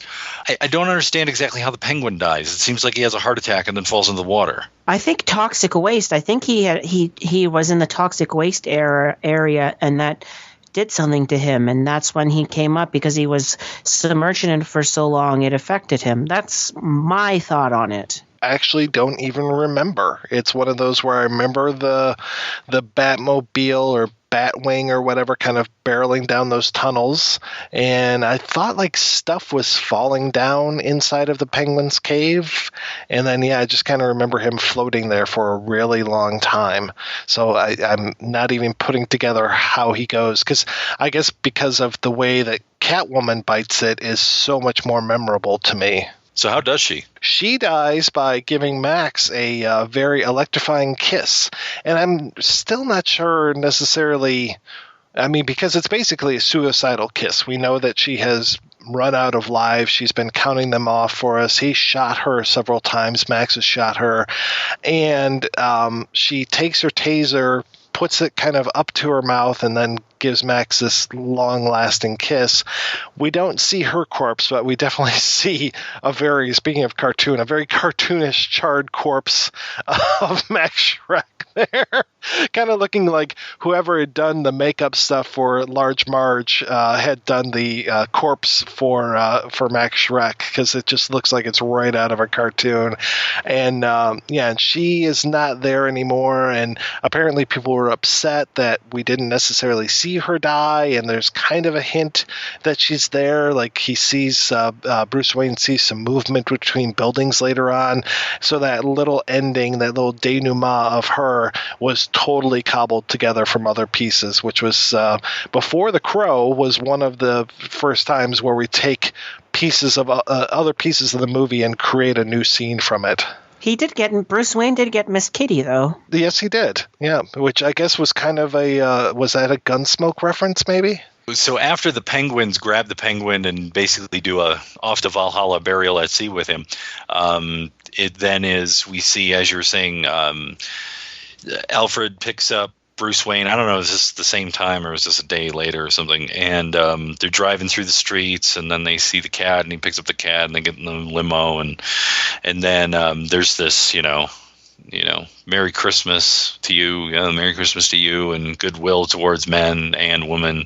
And then, like you said, the final shot is the bat signal, and we see Catwoman in the foreground, sort of from the back of the head. So, and that's it. That's the end. That's it. That's all she wrote. Or I guess that's all Dan wrote. Yeah. Well, speaking of, why don't we take another break and play an interview with screenwriter of Batman Returns, Daniel Waters. So how did you get involved with Tim Burton? Was it through the Beetlejuice Goes Hawaiian thing? Yeah. It was a very kind of casual meeting. Obviously, a big connection was that the producer of Heathers, Denise Denovi, that was her first film as a producer, was my first film as a writer.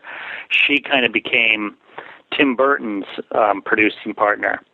And they did Edward Scissorhands together. And they did bring me in on, it was kind of a half-assed meeting, though. It was kind of like, hey, do you have any ideas for Beetlejuice? And like it was like, I thought I was just meeting Tim Burton, and they're like, oh, come in with some ideas for Beetlejuice. I'm like, what?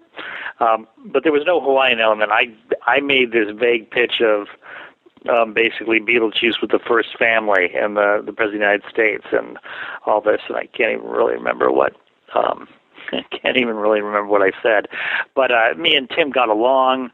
I went off to Rome and was doing Hudson Hawk when I get like a phone call like, Tim wants me to write the sequel to Batman. And like, you know, I really didn't even have to go in and make I mean, nowadays I feel the business that, you know, to get an assignment nowadays, you have to go, like, you know, it's I call, you know, giving up, you know, having to have sex on the first date. You just have to over prepare just to audition for the job. But, you know, I was in Rome doing Hudson Hawk. Oh, but believe me, would have taken if it was a sequel to Honey, I Shrunk the Kids, I would have gotten on the next plane. You know, anything to get off the Hudson Hawk set. So I came back, and you know, it was kind of like he did want to hear some things of what he did already know that he wanted to do. Penguin and Catwoman. Sam Hamm had written a script that had Penguin and Catwoman in it, but other than that, it was completely different. It was a very, what I kind of call like a Hardy Boys adventure script. You know, it's just very gung-ho and boyish, and, you know, wasn't remotely what ended up being the movie Batman Returns. But, so I came at him through the Catwoman character, and, you know, it was definitely, that's kind of my wheelhouse, that, you know, I can't call myself the grandest feminist of all time, but I am, you know, I come at female psychology from the point of view of just like, it's you know, it's an awesome gold mine of, you know, creativity, because nobody does it. Nobody cares about the woman in a superhero movie or any kind of movie. So anytime you pay any kind of attention to it, it's just unique, you know. And that's where I kind of come out. Like, what I see I see every movie that comes out. So I always come at a movie as a viewer of like, what haven't I seen? And kind of this take on Catwoman is kind of like started off as, you know, a normal kind of secretary, beleaguered secretary, and then have her, you know, I think Tim responded to the homemade element of it. Like, I think he, you know, when I started to bring up, like, you know, I had no details. It was Tim who had the great idea for the actual suit, but just I did have, like, you know, she makes her own outfit, and, you know, just, you know, when I first saw what Tim had come up with for a sewn together suit, I mean, it's like, okay, this is going to work. Like, you know, that's the whole movie right there. And it's kind of like Penguin. Like, I really didn't have much of a song and dance for Penguin, but like, I still don't really get that character in a lot of ways. I mean, I think eventually I did. Yeah, I mean, then absolutely, eventually I got a grasp on it. But at the time, it was mostly, definitely, I got the job on the basis of what I was saying about Catwoman. Yeah, I eventually, I think Penguin was more in Tim's side of the street, so, you know, none of us were worried, but we took it from there. Were you a big comic book kid? You know, I have a good friend, Josh Olson. He's one of my best friends who wrote History of Violence, and he is not a fan of Batman Returns, and he has a great line that he always uses is, Batman Returns, it's a great Batman film for people who hate Batman. And I wouldn't go that harsh, but there is something, you know, the truth of the statement is that Tim and I were not comic book purists. And it is, and certainly much of the bile directed to Batman Returns was just, you know, how casual we were with the canon of Batman. And I certainly didn't mind comic books. I mean, I think Frank Miller's, Dark Knight series, Dark Knight Returns had already come out, and I thought that was like one of the greatest works of any medium ever. So, I mean, obviously, I love that, and you know, the work, in fact, like, I had no interest in the original comic book take on Catwoman as kind of this cat burglar, she-devil, like, you know, that completely bored me, and I had no guilt about like not attempting what, you know, the comic book version, the traditional comic version woman of Catwoman was. But for instance, I did like, you know, I can't say I'm not a big the little boy comic book versions, but like, for instance, there was a comic book also, I think, by Frank Miller, Electra Assassin, which I loved the vibe of that. And to me, that was much more inspirational for what I was doing with Catwoman than anything from the past. Like I was definitely, this is the perfect definition of me as a comic book fan. I'm the guy who buys the graphic novel that has the compilation of all the comic books. I'm not the guy who buys them week by week, you know. If the salmon makes it down the river enough that I have to pay attention to it as a bound copy, like Watchmen or whatever, then I will read it and I will love it. But like I was not somebody, and still am not somebody who can, I still walk into a comic book store like a Home Depot a little scared, like needing somebody to hold my hand. My friend Josh is definitely, so it's funny. It's funny getting a sense of just like what Batman Returns, how it hit a lot of people the wrong way. I think, if you do find that the people who do like it even now are people who are not up on the ethos of Batman. Where did the Max Schreck character come from? Here was my intention with the Max Schreck character, and I think it went a little awry, is that I love the idea of having where you have kind of this, you try to keep it real, try to keep the supernatural natural, this weird kind of world with Batman, Catwoman, and Penguin. But I wanted Max Schreck to be like, obviously I didn't know who Mitt Romney was at the time, but like a Mitt Romney type of kind of like just the stern Republican businessman who pretty much runs the city, but like keep him almost normal, like, that just like this. So I wanted to have a certain punch that we've got all these wacky people in costumes doing these crazy things, but the real villain is the guy on the top floor of the tallest building in Gotham City, the guy who's, the most upstanding supposedly the most upstanding citizen. Now, unfortunately, you take that character and you give it to Tim Burton and you cast Christopher Walken, he ends up being as Looney Tunes as Catwoman Penguin. But it did come from a place of like the true villainy is not some guy who has a lair and a bunch of henchmen. It's, the president of the corporation. He's just very helpful in as far as like moving the plot, putting the word plot in quotations. He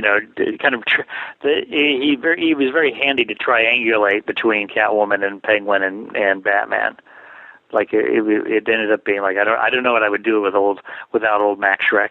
When you work with Tim Burton, you try to please him, just as any director. Like, definitely Gaspar Noé's or Lars von Trier's version of Batman Returns, if I was writing, I would have done differently. But like, even naming the character Max Schreck,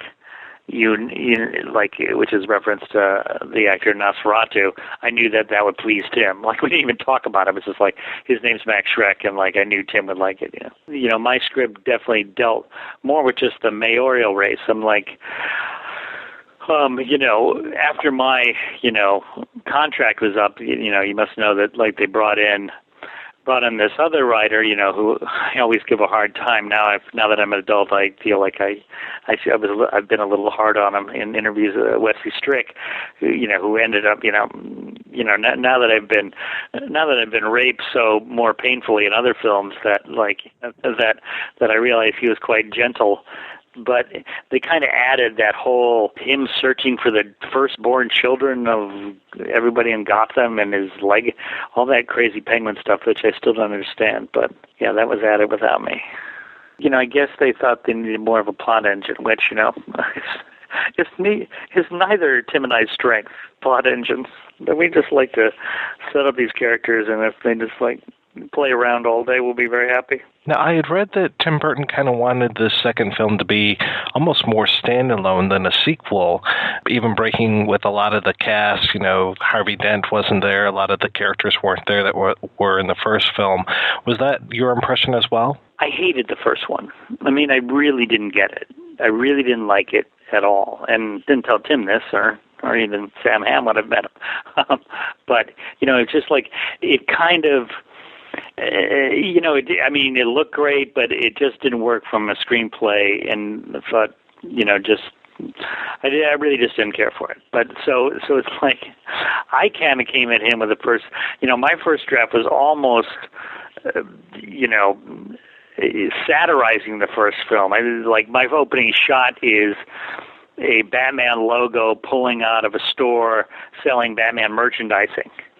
And even like I brought back Robert Wool's character from the first one, only to have him crucified on the bat signal, and then his dead body gets flashed on the Gotham night sky. I almost scared Tim into, let's not even bring up the first one. I think it was my draft that he was already thinking that way, but I think, when I started putting all this kind of satirical references to the first one, he goes, let's just not even bring that up. I mean, let me keep the Vicky Vale line, which I'm happy about. But other than that, the funniest story to that regard is that we didn't have a title for the movie, and like Batman Returns came like after shooting, and when I asked him, well, what do you think the title of this should be? Tim, a classic Burton response was, why does it have to have a title? People will know it's the next they will know it's another Batman movie. Can't they just come? I'm like, well, thanks, Tim. I'll work right. Thanks for that title page idea. I'll get right on that. But I think I mean, certainly that's the way I came at it, with no attachment to the first one. But it's a whole new set of villains too. So it is like, there was not a lot of things to be continued from the first one. Personally, I would have liked to have seen the Robert Wall crucified on the bat signal thing. Yes, I pulled for that one. Burton's Batman is dark, the first one, but Batman Returns is really dark. Were you ever afraid of going too dark, or did Strick kind of water that down when he came in?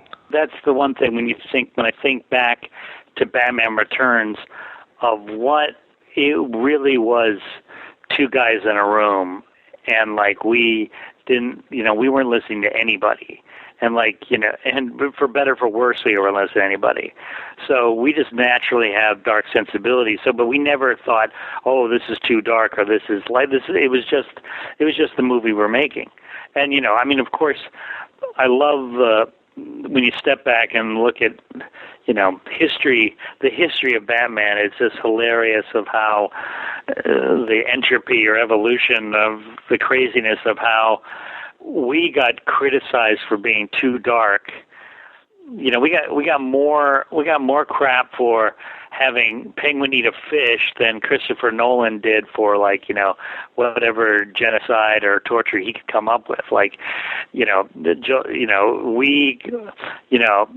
Batman Returns, the darkness of Batman Returns caused the lightness and goofiness of Joel Schumacher, and the lightness and goofiness of Joel Schumacher gave Warner Brothers the need to double down on the darkness and bring in Christopher Nolan. So it's funny how we all needed each other. Christopher Nolan needed Joel Schumacher to suddenly say, okay, wait a second, it's okay to be dark. We want dark. But it is bizarre to think about that we got more criticized for being dark than Christopher Nolan ever did. But it was never a problem with us. Yeah, I mean, it's also our humor. So we thought, hey, this is funny. I don't know if people were expecting a kids movie or what they were expecting. Yeah, I mean, there was definitely a lot of people, it is here, let me tell you, my favorite version of Batman Returns is I have a video cassette of the rough cut without music. No offense to Danny Elfman, who did a great score. Without music and without sound effects, and it's like watching a Tarkovsky film. But it's great. But the movie works even better. It's kind of like this spooky, Cabinet of Dr. Caligari, kind of like a non-action film, like a movie that would play at a repertory theater instead of on 10,000 screens. But it's funny how the movie lends itself to watching it like that than the big summer release. Because it is, it's bizarre when we went, like a lot of my movies you go and watch with a crowd opening night, and this, Michael Keaton is brooding in a chair and stands up, and it's still 20 minutes of the movie's gone by. Where's Batman? Yeah, that seems to be one of the criticisms I read frequently about the film, is that there's not enough Batman, but I don't know, it worked for me. Yeah, it's funny. Well, Michael Keaton had a very interesting, because I had, again, all these speeches. I had all these Batman speeches. Some of them were even a little too witty and satirical, and kind of making fun of the hype around him, and he was much even more bitter and cynical about who are these people that I'm wasting all my time saving and stuff like that. And and Michael Keaton would go through the script and he said, Batman would, once Batman puts on a suit, he shouldn't be talking. He should only be saying what he needs to say. And so he would go through and take out, say, you should take that out. You should take that out. No, take that speech out. Take that out. And, and he was as much as I hated killing my babies, he was right. And it's funny. I mean, I love the Christopher Nolan movies, but, so once Christian Bale goes off on one of his tangents, you keep expecting him to, pull a Marco Rubio and reach for a bottle of Fiji, and because he's talking so long. I am the soul of, whoa. Have a sip of water, Christian. Your voice getting a little. That Michael Keaton was absolutely right. Of that the problem with Batman is Batman gets himself. He communicates himself pretty clearly. It's kind of like the other people that are much more of a mess and much more talky, and so a lot of it is and finally the superhero genre in general, really how complex do you really want to get with these guys? Can you really get 8 movies worth of complexity? I don't think so. Yeah, the version of the script that I read was pretty darn close to what the finished product was, so I imagine that it's the version after you kind of took off or left or whatever it was. I don't know what the best word is for that. After. Yeah, no. Well, I mean, that's a hilarious. It's. I mean, funny to think about now. Yeah. Yeah, God, I remember the reading again. Wesley Strick, his. By the time the movie got made, it was okay, but I just got so I still get so angry at and I even he's read all these interviews, and we finally met each other recently, and I'm like, okay, I know I shouldn't have put the love connection joke in there, because I tried to make this movie that didn't have any pop culture references, and then he behind my back puts in love connection and Norman Bates, and it just made me so angry. And I just remember the first time I read his script, because the plan was that they were gonna eventually bring me back on, but I ended up throwing such a hissy fit. And this is the days. Oh my God, this is the days of fax machines. So I sent an 18-page fax of angrily tearing apart Wesley Strick's script, and I get that little piece of paper that tells you that it went through, and it said 17 pages went through. My 18. So I had to send it all again, and it was just it definitely was a little crazy. But yeah, so basically when they started shooting the movie, I was wheeled on the set like Hannibal Lecter a couple times. But then, by the time the editing process, me and Tim had mended our fences, and we actually worked on a Catwoman project together. But yeah, no, I didn't. Yeah, I always like to joke, even though another joke that Wesley Strick doesn't find very funny, but I always say that the best writing ever done on a Batman film was my WGA arbitration letter to get sole credit. How much of what you wrote made it to the screen? But it sounds like not a lot sometimes, and a lot others. Yeah. I mean, believe me, I can. If you attach a wire to me when I watch the movie, you can look at the graph, and when my heart rate goes up at a bad line, it's okay, he didn't write that, but definitely I'm biased. Everything that's good I wrote. Yeah, I mean, I feel like the characters are still my characters. I mean, it was interesting. Like I said, I had trouble with Penguin at times, but then, again, Tim sometimes is like a prince in a fairy tale where you bring him different things and you try to get the prince to laugh or make a reaction. And so I think I came in and was like talking about like that. And I was the first one to do this, by the way, where all the documents that are shredded in Gotham City, they go down to the sewer and Penguin tapes them all together. And like, I just remember Tim being like, okay, I get it now. I get everything. And the line, I'm not a human being, I'm an animal, was another thing that kind of enlightened the character for us. I mean, it's funny. I mean, it was weird. I mean, Denise Stoney has a funny line about me and Tim as opposed to Tim and Wesley Strick, Tim and John August, and Tim and a lot of the other writers you write, where, and me and Tim, it was like Rain Man with 2 Dustin Hoffmans, where it's like, there's one too many quirky genius here. Like, we need kind of a normal guy who likes to read Save the Cat, Were you involved with the casting process at all, or did you kind of watch from the sides as that was going on? I mean, I feel, I make fun of Christopher Walken, but he was actually on my casting list, my number one choice, and he ended up being cast. And then my number one, and Tim hadn't even seen The Grifters, and I said, you got to see this woman, Annette Bening. And he saw The Grifters, and then brought Annette Bening in for a meeting, and they really hit it off.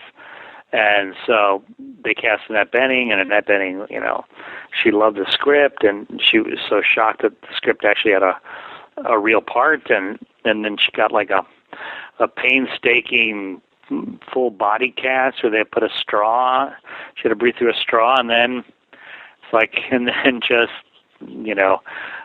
like very close to, I mean, I'd say less than a month before shooting, she, was, impregnated by Warren Beatty, and she chose Warren over us. And so, and then by the time the whole Michelle Pfeiffer thing is, that's when I was in my Siberia of the film, so I didn't have anything to do with Michelle Pfeiffer being cast, but I think obviously I was very happy with her.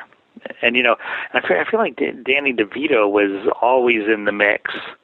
I've read something where Tim wanted Brando, but I never heard that from him. And it's funny because my first draft of Batman Returns, Danny DeVito reads it and he goes, yeah, my one problem is you've written a Danny DeVito role. And like, that, and it's true that I kind of knew he was going to be playing it, so I kind of gave everything a how would Danny say it, spin, and it was a great lesson. And I tell people, like, all the time, this lesson of, like, when you're writing for an actor, don't, like, write the greatest role of all time that an actor, is going to first think for a second, I'm not worthy. That, like, okay, I've got to actually do something to make this character work.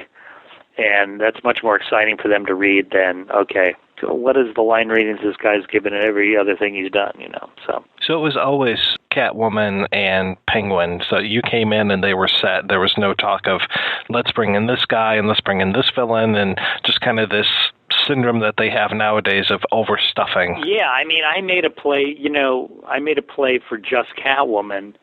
But, that probably would have been a little, because the only way to make that work is if you make the kind of Julie Newmar Catwoman who's got, like, henchmen and things like that, because you need bodies. You can't just do one villain,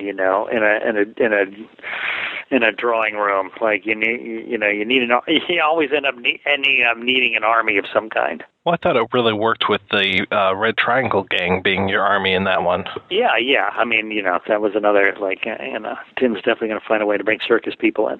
Tell me about that end shot with Catwoman. That wasn't originally in the film, was it? No, it's fun. It's funny. It felt like every script I wrote at that time, in my script for Heathers, Winona Ryder's character dies at the end, and then in my script for Batman Returns, Selena, Catwoman, dies, and so it's like, I'm like, oh, I have nothing to do with these things. Like, what about a sequel to Heathers? Like, oh, well, I've always imagined her dead, so I've never even thought of that. And then, like with this, it was kind of like, it did end without that shot. And, it's something like, that she went over, she was everybody's favorite thing in the test screenings, and they did not like the fact that she died. So, this is really close. This was posters were already up. This is less than a month before the movie came out, and they didn't even have Michelle Pfeiffer anymore. She was off doing another movie. So they kind of came up with that shot, and I think it was very elegantly done, and actually, even though I was throwing a minor fit, you must kill your golden goose. I think it works. So, yeah, and I like that whole ending, and that actually, I think the very last line is actually Wesley Strick's, all good men and women, and I think it works. I mean, again, just imagine any summer movie having that kind of ending now. It's just, like Guardians of the Galaxy, just Chris Pratt in the backseat of a car, mourning the death of, you just couldn't do it. So I think that was another part of the problem of the movie, that they, the lights come up. I remember seeing Babe Pig in a City, and I don't know if you remember how dark that movie was, but I remember all these kids are I see it in an audience, all these kids are excitedly playing around, and then when the lights come up, everybody's just like, oh, been punched in the stomach, but... The movie is so steeped in wintertime and Christmas. Was it originally set for a winter release, or was it always set to be this summer blockbuster? I think it was always set to be a summer movie, but it is funny. But it was always set to be Christmas too, and it's only when you bring it up now to realize, okay, that's kind of weird. Between Tim in Eric von Stroheim mode and actually having to work with live penguins, they kept the set at 50 degrees, and so because he wanted the breath to be real breath, so it was I think it was shot in warm weather too, so it was we shot in LA, so it was still warm weather, but so it was I think the, warm outside, cold in Gotham City thing, we had already made that mental leap, because that's the way the actual shooting of the movie felt. Everybody's wearing winter coats. Well, and Christmas is such a Tim Burton thing with Edward Scissorhands, The Nightmare Before Christmas, and everything. It just felt so natural to be in the movie that way. Yeah. It gives you some pathos in a can. You can just open that up, because it also has a certain sadness that lends itself to, our melancholy characters. And that poor ice princess who falls off the roof. Yes, lands conveniently on the button. Was there talk at the time of Burton doing a third Batman?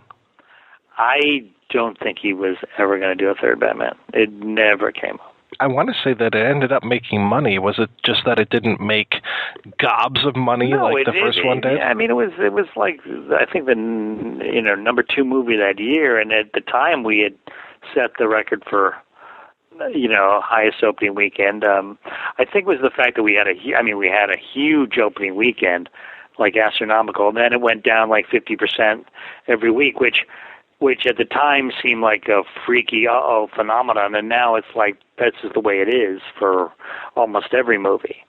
But they hadn't got around. Yeah, I think it certainly was disappointing that it didn't make as much as the first one. So, anytime that happens, no matter what. Then the third one, Batman Forever, made, although if you count in inflation terms, they ended up making pretty much the same amount of money, but they made a little more money than Batman Returns. But again, that only let loose the evil fourth Batman and Robin. So tell me about the Catwoman project. How did that kind of come about and go away?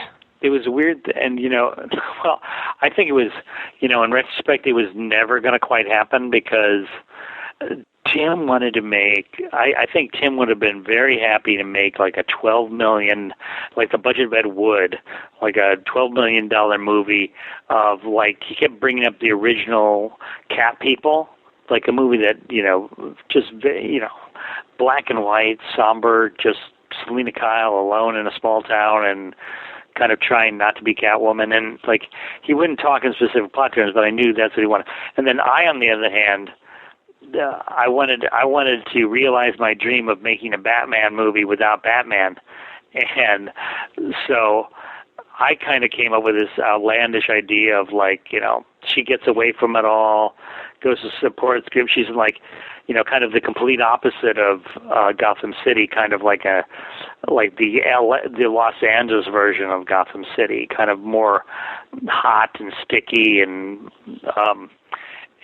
but the town is run by kind of like these three superheroes that are kind of parodies of superheroes, and you know, but real heroic types who turn out to be complete homicidal assholes, and that she's going to kind of come out of her lonely, melancholy existence and defeat the superheroes in the most trickstery, you know, antisocial way. And you know, the script is crazy. I kind of like it. I never got a chance to do a second draft. I mean, I think, you know, I kept waiting for Tim to approve my outline. Like, I had a very in-depth outline, and kind of like, I never got the approval. And then one day, like, hey, oh, you know, just go ahead and write it. And then, like, I wrote it, and then I felt like, you know, like I say, the metaphor of him as the creative prince on the throne, and you're trying to make him happy. I think by that time he just didn't, you know, the superhero,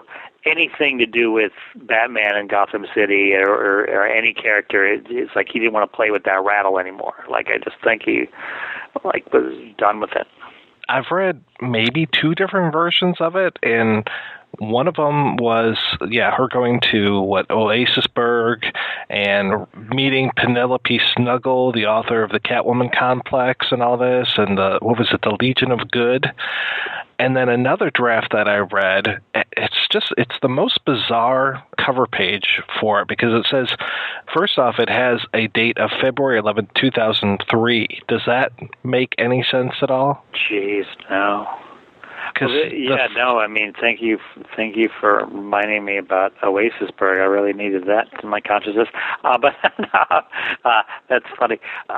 No, I mean, here's the funny. You know, when the Halle Berry Catwoman came out, like, I was, you know, one day I come home and there's like, you know, 20 scripts on my front door, and I'm looking, and there is a list, no joke, of 30 names. And I'm the first name, and it's basically the arbitration for Catwoman. And then, like, so it's every incarnation of, well, not even every incarnation, just 30 writers worth. And like, I'm sure somebody did more than one draft, but so basically, you know, I was like, it was like a, you know, a bomb. I just like backed away slowly and just like, okay, it's okay. Not going to arbitrate this one. You guys take it. Yeah. The one that I found last was just bizarre because it had your name on it, Catwoman by Dan Waters. It says, what? And then and then underneath it, it says previous revisions by John Bricado and Michael Ferris, Lita Colgridis, Teresa Rebeck, Kate Condell, and John Rogers. And it's like, what? This is not in Rogers. How? John Rogers never said anything. You know, John Rogers, funny story. He was on my floor in college at McGill University in Montreal, and like, you know, I knew I wanted to be a writer even then, and he was in engineering, and I basically, like, if the creepy guy at the end of the hall, basically when Heathers came out, he said, well, if the creepy guy at the end of the hall can become a writer, I'm going to do it too. And so, so when I first saw John Rogers' name, it was such a common name, I would never have thought it was that same guy. And then we had a mutual friend, and I met him, like, your John Rogers is my John Rogers? Like, crazy. But that's funny, he never mentioned Catwoman. But I am friends with John Brancato, and like, yeah, and it was because we joke, like I was the first and he was basically the last. So he ended up getting credit in quotations for the Halle Berry Catwoman. You didn't end up getting credit on that, did you?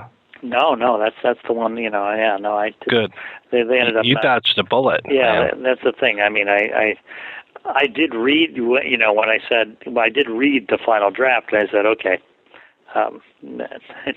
no need to fight this one. Like, I mean, I've seen people fight, well, you know, it was my idea to have a Catwoman in the movie and try and get credit from that, but you know, it's not going to be one of those people. You think that by now enough time has passed that people are accepting of Batman Returns? Yeah. I don't think, you know, Well, I don't think the hardcore Batman people are ever going to accept it. Like, I was at an advanced screening of Dark Knight Returns that Christopher Nolan spoke afterwards. He was like, and the guy doesn't speak in contractions. He just is like so poised, and he says, well, I found elements of the first Batman very compelling. The first Batman, and he kept dissing the second one, and I'm like, motherfucker, I'm right up here. Just shut up. Move on. We got it. Move on. And I know, like people like David Goyer and things like that, they still think Batman Returns was a crime.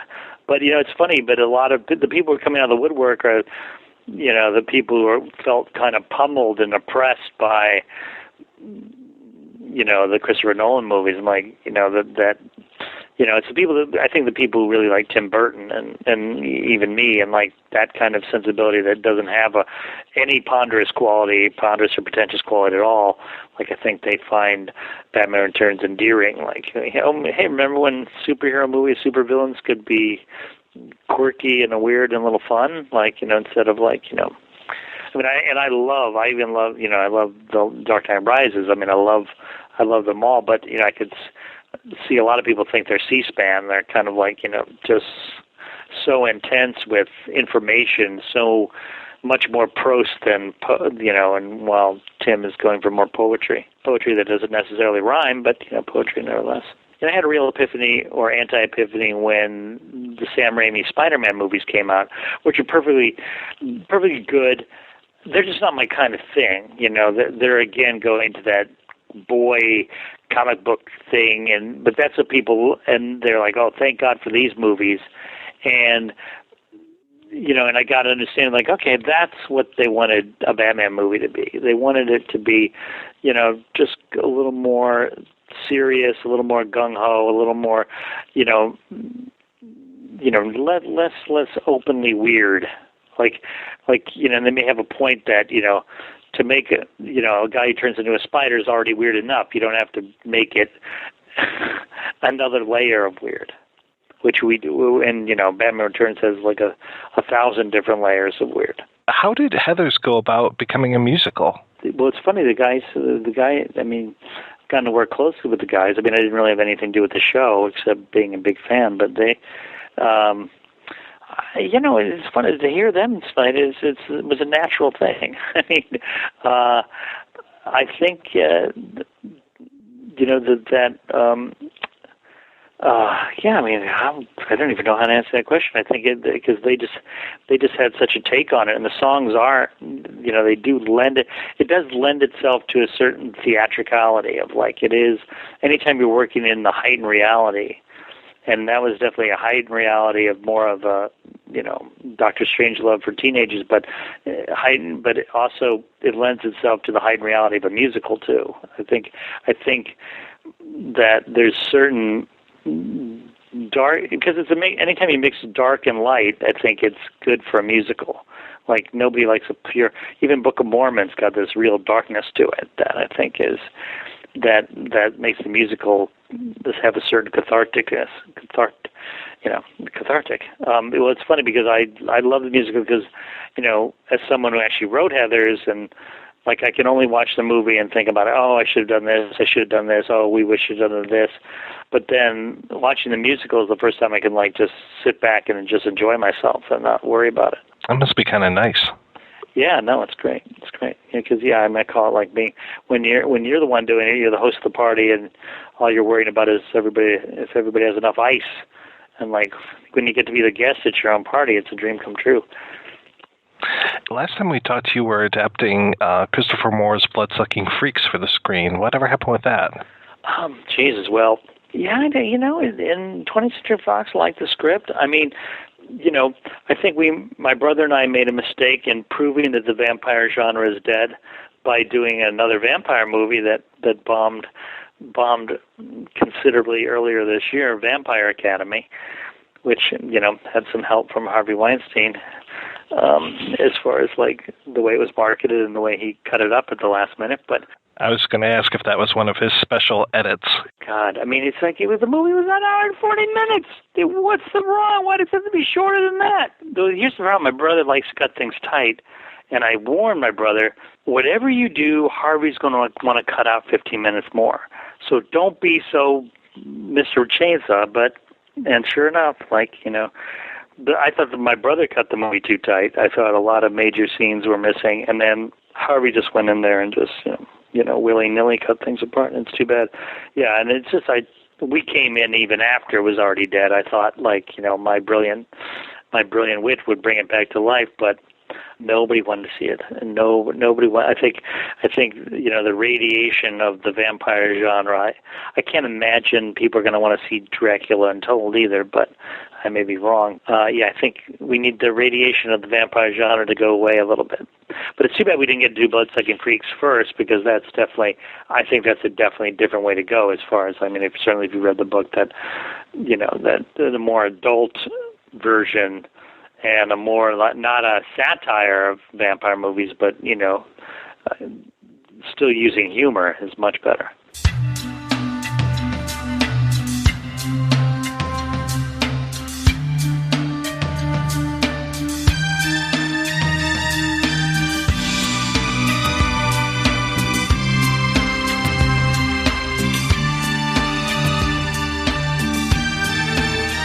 Thanks to Mr. Waters for taking the time to talk to us. We'll have a link over to our previous outing with him, our Adventures of Ford Fairlane episode, always a favorite, over at our website, projection-booth.com. So, gentlemen, let's kind of wrap up our Batman Returns thoughts here. One thing that I talked a little bit to Mr. Waters about was his Catwoman script. I don't know if you guys have ever had a chance to read that, but pretty interesting stuff. I was looking for a copy of that, and all I could find was the Halle Berry Catwoman, which ended up with his name on it at some point, but that poor bastard. I know. I don't think he gets the credit on the on screen, which is good. Maybe he gets some royalties, if there are any royalties to be made from that movie. Oh my God. But his script for a Catwoman sequel, which would have spun off of Batman Returns, was keeping with Selena Kyle, and it was her moving to this other city, and we follow her throughout the whole thing. And it was actually very well written, and compared to the Catwoman that we ended up getting, very well written, really kept with the character. It was the same writer. He knew the character inside and out, and it's this whole thing where she's in this other city, and there's this Legion of Good that is has rid the whole city of crime, and then kind of like the way that money rules everything in Gotham, she finds out that maybe the Legion of Good isn't as good as they seem to be, and there's some nefarious dealings going on. Really good stuff. I really wish that they had made a movie out of that. It would have been terrific to have Michelle Pfeiffer reprise her role and come back and be in this really well-written, funny, and exciting movie, but unfortunately that was never to be. But yeah, instead we had all these other drafts of Catwoman come out over the years, and then we got, I think that they show a picture of Michelle Pfeiffer in the Pitof Catwoman, but that's as close as you get, because that's one of the big complaints about that Catwoman movie is there's no Batman. And there was no Batman in the Waters Catwoman, but it was a really strong, well-written character. It wasn't the character that Halle Berry played. Hey. Strong, well-written women superhero character film. Oh. Come on. What? I know, I'm sorry. Where are you living? Okay? I guess I'm living in that parallel universe where there was a Black Widow movie, where there was a Wonder Woman movie that has come out already. Sorry. Where Supergirl was actually... Firefly went on for like 10 seasons. Pull your head out of your ass. Instead, we went on and Burton moved out of the franchise, and we end up getting the Joel Schumacher Batmans from there. I have to say, I think I saw the Val Kilmer one, and I don't remember anything else beyond that. And I don't even remember anything about that one. I completely tuned out and didn't come back until Christopher Nolan. I know that I've seen both of those movies, but I get them mixed up a lot. And you could have had this complaint about Batman Returns, but I don't. It's the whole idea of the sequels, these 3 and 4, these Schumacher movies, they are all about the villains. And it is just like origin story after origin story of all of these villains, origin story of Batgirl, origin story of Robin. It's really funny. One of the things that the Sam Hamm Batman 2 script did that I thought did well was introduced Robin, but introduced him very subtly and didn't necessarily turn the spotlight onto Robin. And I know that was one of the things with both Batman and Batman Returns is let's see if we can figure out a way to bring Robin in. I was so glad that they didn't. I don't care about Robin. I like Robin when he's dead. I like Robin when he is a figure, a tragic figure of something that Batman did to screw up and that he's reminded. Well, we know constantly. where Mike phoned for when they killed Jason Todd, which line he picked. I like that. I liked Joseph Gordon-Levitt as Robin. You know, I like this kind of idea of what his character could be, but you know, I just did not like the Batman Robin, the Batman TV show Robin, so I didn't want them to take a chance. It was another thing that was sort of trumped up when the Comics Code came in. They needed to make it more kid-friendly. They had to put a kid in the story, and that's what really kind of trumped it up. Existed since the 40s. It was always Batman and Robin from the start, almost. Yeah, but I mean, in the first couple of issues of Batman when it first started, to me, he's always been a loner, and to have him palling around with a kid really makes it hard for him to be the loner. For him to be the lone wolf character. It never really has worked for me either. So I agree with you on that, Mike. The comic book code, when that whole thing came out, when the 10-cent plague and the psychologist who was talking about these things, he was really playing up the homophobia that could have been there when it came to what's this older man doing living with this, you know, catamite kind of thing. And it's just like, what is going on here? So I don't know if he was necessarily reading a lot of stuff into it. I haven't read those issues from the 40s and 50s. I know that if he's looking at Wonder Woman, there's a whole lot of kinky shit going on in that, you know, first the William Masters Mooten, whatever that guy's name is, his run of stuff, that was one of the kinkiest comic books around. And I don't know if that kink factor was in Batman, but that was definitely something that he turned his lens on, was this whole idea of the older man, younger man living together in sin. So it could have been there, maybe it wasn't, but they definitely played that up and then made it much more innocent after the Comics Code came into being. And then you get the whole holy underwear Batman, and it's like, Holy barracuda! Holy ashtray! Holy smoke! Holy showcase! Holy haberdashery! Holy popcorn!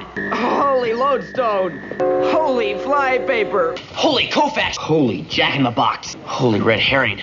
Holy stuffing! Holy ravioli! Holy serpentine! Holy grammar! Holy safari! Holy headlines! Holy iceberg! Holy blizzard! Holy schizophrenia! Holy snowball! Holy Venezuela! Holy rainbow! Holy hole in a donut! Holy backfire! Holy birthday cake! Holy fishbowl! Holy graveyard! Holy cross! It very much feels like these two Burton ones very much feel like the modern era of the comics, and then Batman Forever, which was the Jim Carrey one where he's essentially playing the Riddler, and Two-Face was Tommy Lee Jones playing Tommy Lee Jones, very much felt like it was from the 1970s, where it had some of the seriousness that the Batman comics had, but also a lot of the jokes that it had. And then Batman and Robin, which everyone hates, but I'm okay with it. I've seen worse. It's very much trying to recapture that the 60s spirit of Batman, where goofy and there's one-liners and things like that. But overall, I think the Schumacher ones are far less superior to the Burton ones, especially with Forever, with that tonal shift of where they're trying at times to be too much like Burton and then at other times trying to be too much like Schumacher's own direction. It really makes that movie hard to watch. Yeah, the Nolan ones, I mean, that was just such a breath of fresh air. I've got some problems with some of the Nolan stuff. I talked about the third one and just how reactionary it seems and everything. One of the things that I love about that second one is the shifting origin, that we never do get the Joker's origin, taking us all the way back to the beginning of our conversation where we're talking about Joker's origin, how it was changed for the first Batman film, how it was hinted at in the Alan Moore stuff and all that. And I love that we get Heath Ledger telling all these different stories about how he got his scars, and that I love that we never get his origin. It is so refreshing. Which is the case in the comics. I don't believe there has ever been a true quote-unquote Joker origin. There hasn't. And in the Arkham game series, they actually point that out to it, where I think in the second one, Arkham City, you can find tape recordings that Hugo Strange has of talking to the Joker. And the Joker says, there's 10 different stories that you've told of your origin, and the only thing common with them is Batman has evolved. What's the case here? And it's just one of those interesting things that I think what really makes the Joker so good, but I also find at times he's too overused, and I'm kind of glad that, they stopped using him for a while so that he could build up to being used again. The Nolan films, my feeling is that the Nolan films kind of, in my mind, have this sort of triangle shape. And what I mean by that is that Batman Begins and Dark Knight Rises is sort of on the same level, but the pinnacle is the Dark Knight, is Heath Ledger as the Joker. And that film, to me, is so good on so many levels. It is a movie that I don't think anyone has done a film as good philosophically on the war on terrorism.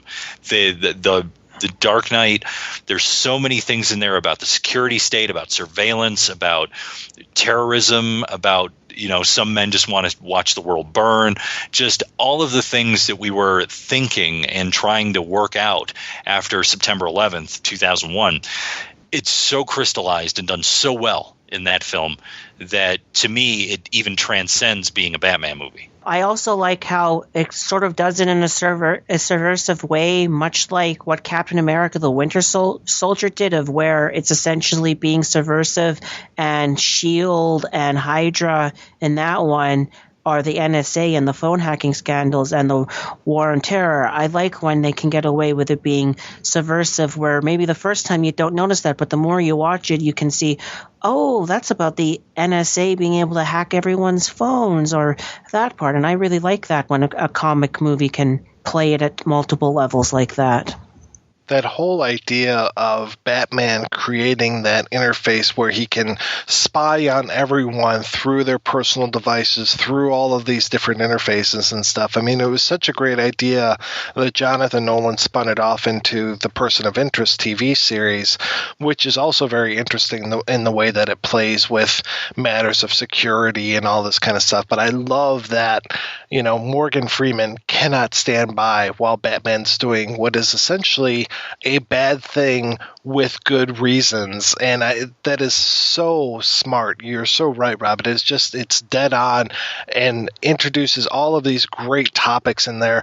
Just kind of like the third movie to me was very much about the Occupy movement and all this stuff, but to me it felt like, if you kids got your way, this is what the world would be. People like Bane would take over almost, and it's just like Bane was the specter of what the youth of today wanted, and it just was like, no, not necessarily. So that's why I kind of refer to it as this reactionary thing, whereas in the second one, he's able to have characters questioning the validity of the actions that Batman's taken, doing bad things for good reasons. And beyond that, there's also the issue of rendition that they put in there, where he goes to Hong Kong and he gets the guy and he brings him back. And so there's all of these different things. And the question is how far are you willing to go for good?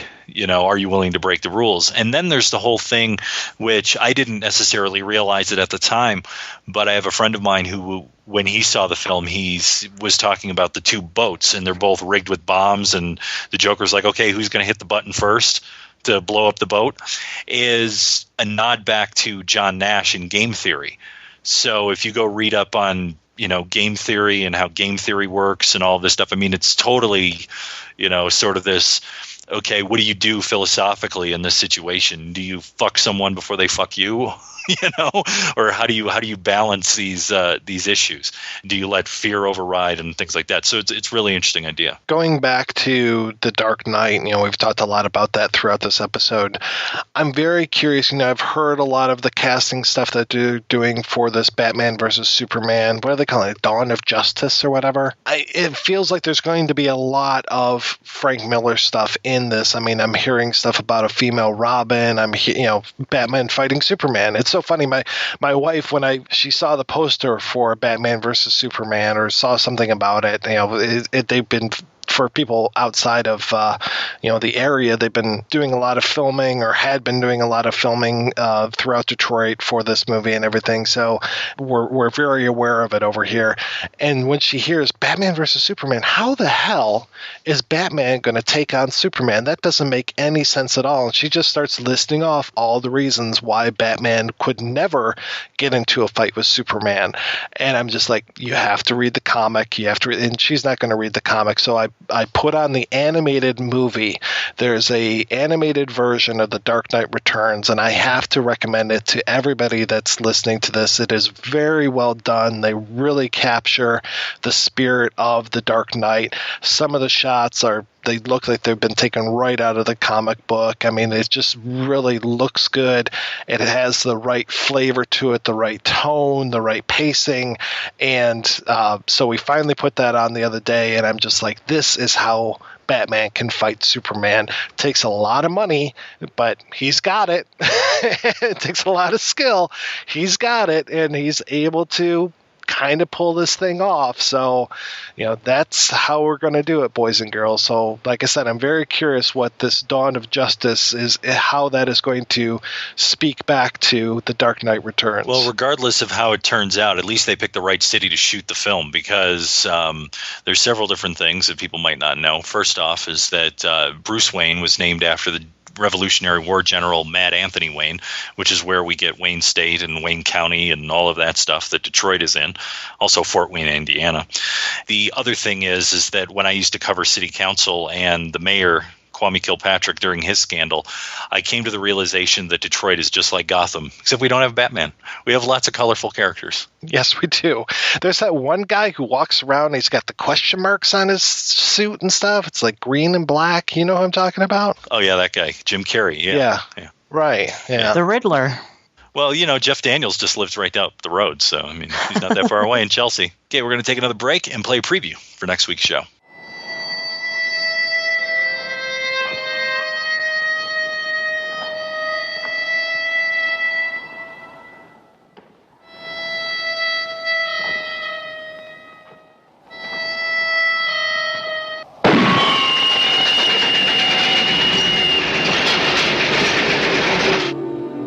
The railroad. The boom towns. A new life. And the promised land. Once upon a time.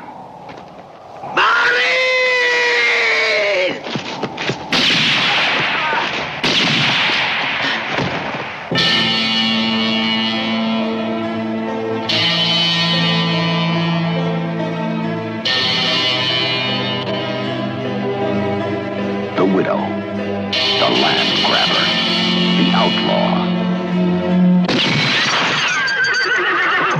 the gunman.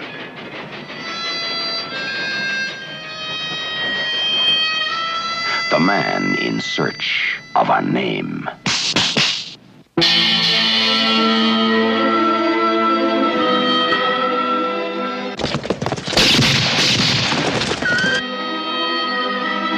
A film by Sergio Leone gave a new face to the West with a fistful of dollars for a few dollars more. And the good, the bad, and the ugly. Starring Claudia Cardinale,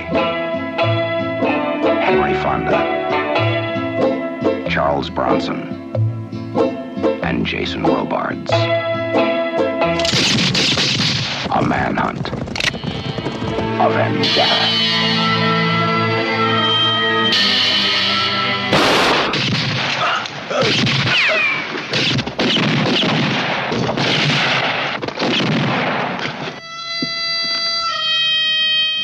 In a new land. In a new kind of Western.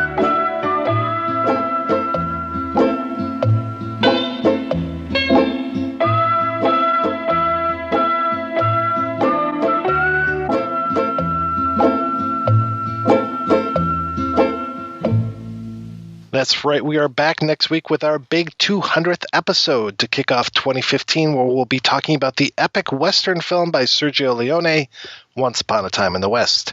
If you want to leave us any well wishes or thoughts about the movie, give us a ring at our voicemail at 734-666-0800. We'll be sure to say that number again before we sign out today. In the meantime, I want to thank this week's special guests as well as our guest co-host, Mark Thomas Gledhill. So, Mark, what is the latest with you, sir? You can catch me on a reoccurring spot on the Mental Cast. That's on Geek Juice, as well as this fine show. And by the time this airs, my episode that I've done with Dartboard Cinema, where I special guest on it, where we talk about Pacific Rim, will also be up on Geek Juice. You can also visit my site at Comic Book Consideration over at Blogspot, where I've looked at The Killing Joke in preparation for this fine show, as well as a Catwoman trade and a few things. And if you like looking at comics from the Silver Age and beyond, you can check me out. Sounds good. Well, thanks again, Mark, for coming on, and thanks for everyone for listening. I hope you enjoyed this last episode of 2014. And of course, we'll see you in 2015. We got a lot more. Be sure to head over to the website, projection-booth.com. You can give your thoughts. You can click on the iTunes link there and give us some feedback. If you hadn't had a chance to review the show, please do. It'll make you feel good inside. It'll make us feel good because we know that we're reaching out there and we're connecting with you. And also, any thoughts on movies for 2015? Our show is not completely booked. Or our show, or the big 200th episode, as we said, Sergio Leone's Once Upon a Time in the West. Feel free to give us a call on the voicemail at 734-666-0800, 734-666-0800, or you can shoot an email with an MP3 or your feedback. You can just go to the website, projection-booth.com, and you can find it there. And if you have anything that you just want to type up because you don't like your voice in any mode, maybe we'll even read it on the show. Now, gents, to the Batcave.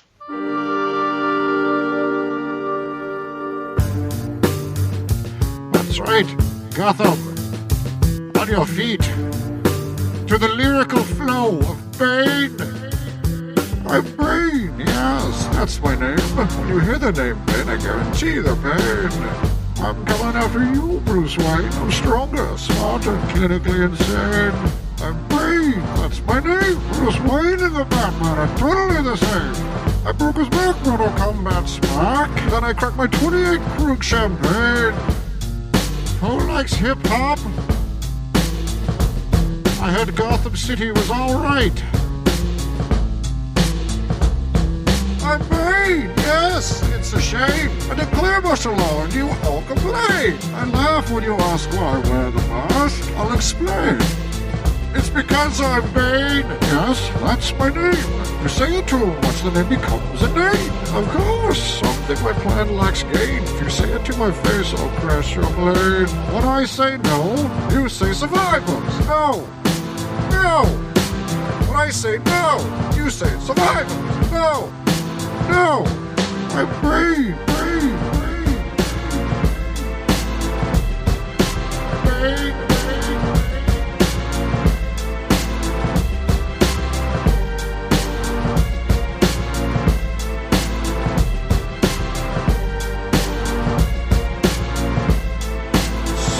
Music. Kill them all. Oh, I got a live one here.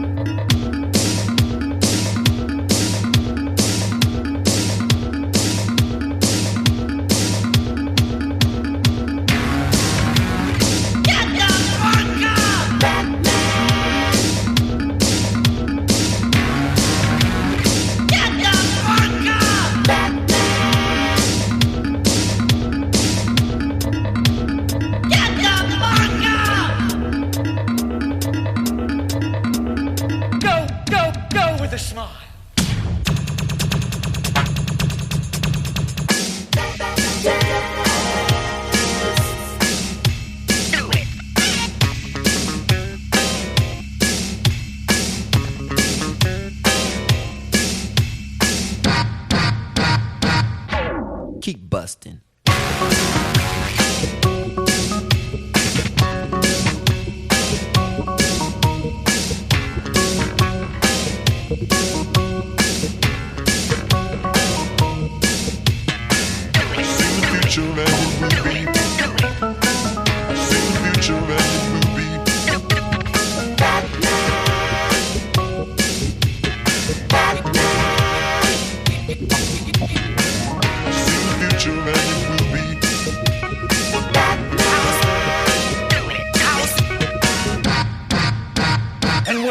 And where is the Batman?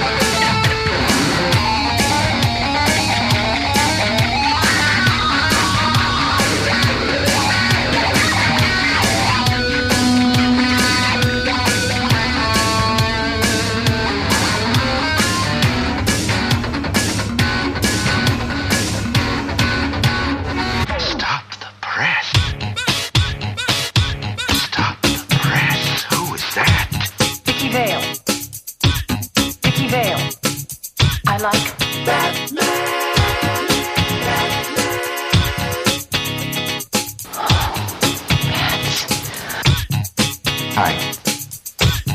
Bruce Wayne. I tried to avoid all this, but I can't. I just gotta know, are we gonna try to love each other? Stop the press. Who is that? Vicky Vale. She is great, isn't she? Ooh yeah, ooh yeah. I wanna bust that body. Ooh yeah, ooh yeah. I wanna bust that body. I'd like to. Ooh yeah, ooh yeah. She's out there right now. I wanna bust that body. Ooh yeah, ooh yeah. Well, Miss Vale. You ever dance with the devil in the pale moonlight? I always ask that of all my prey. I just like the sound of it. I've got to go to work.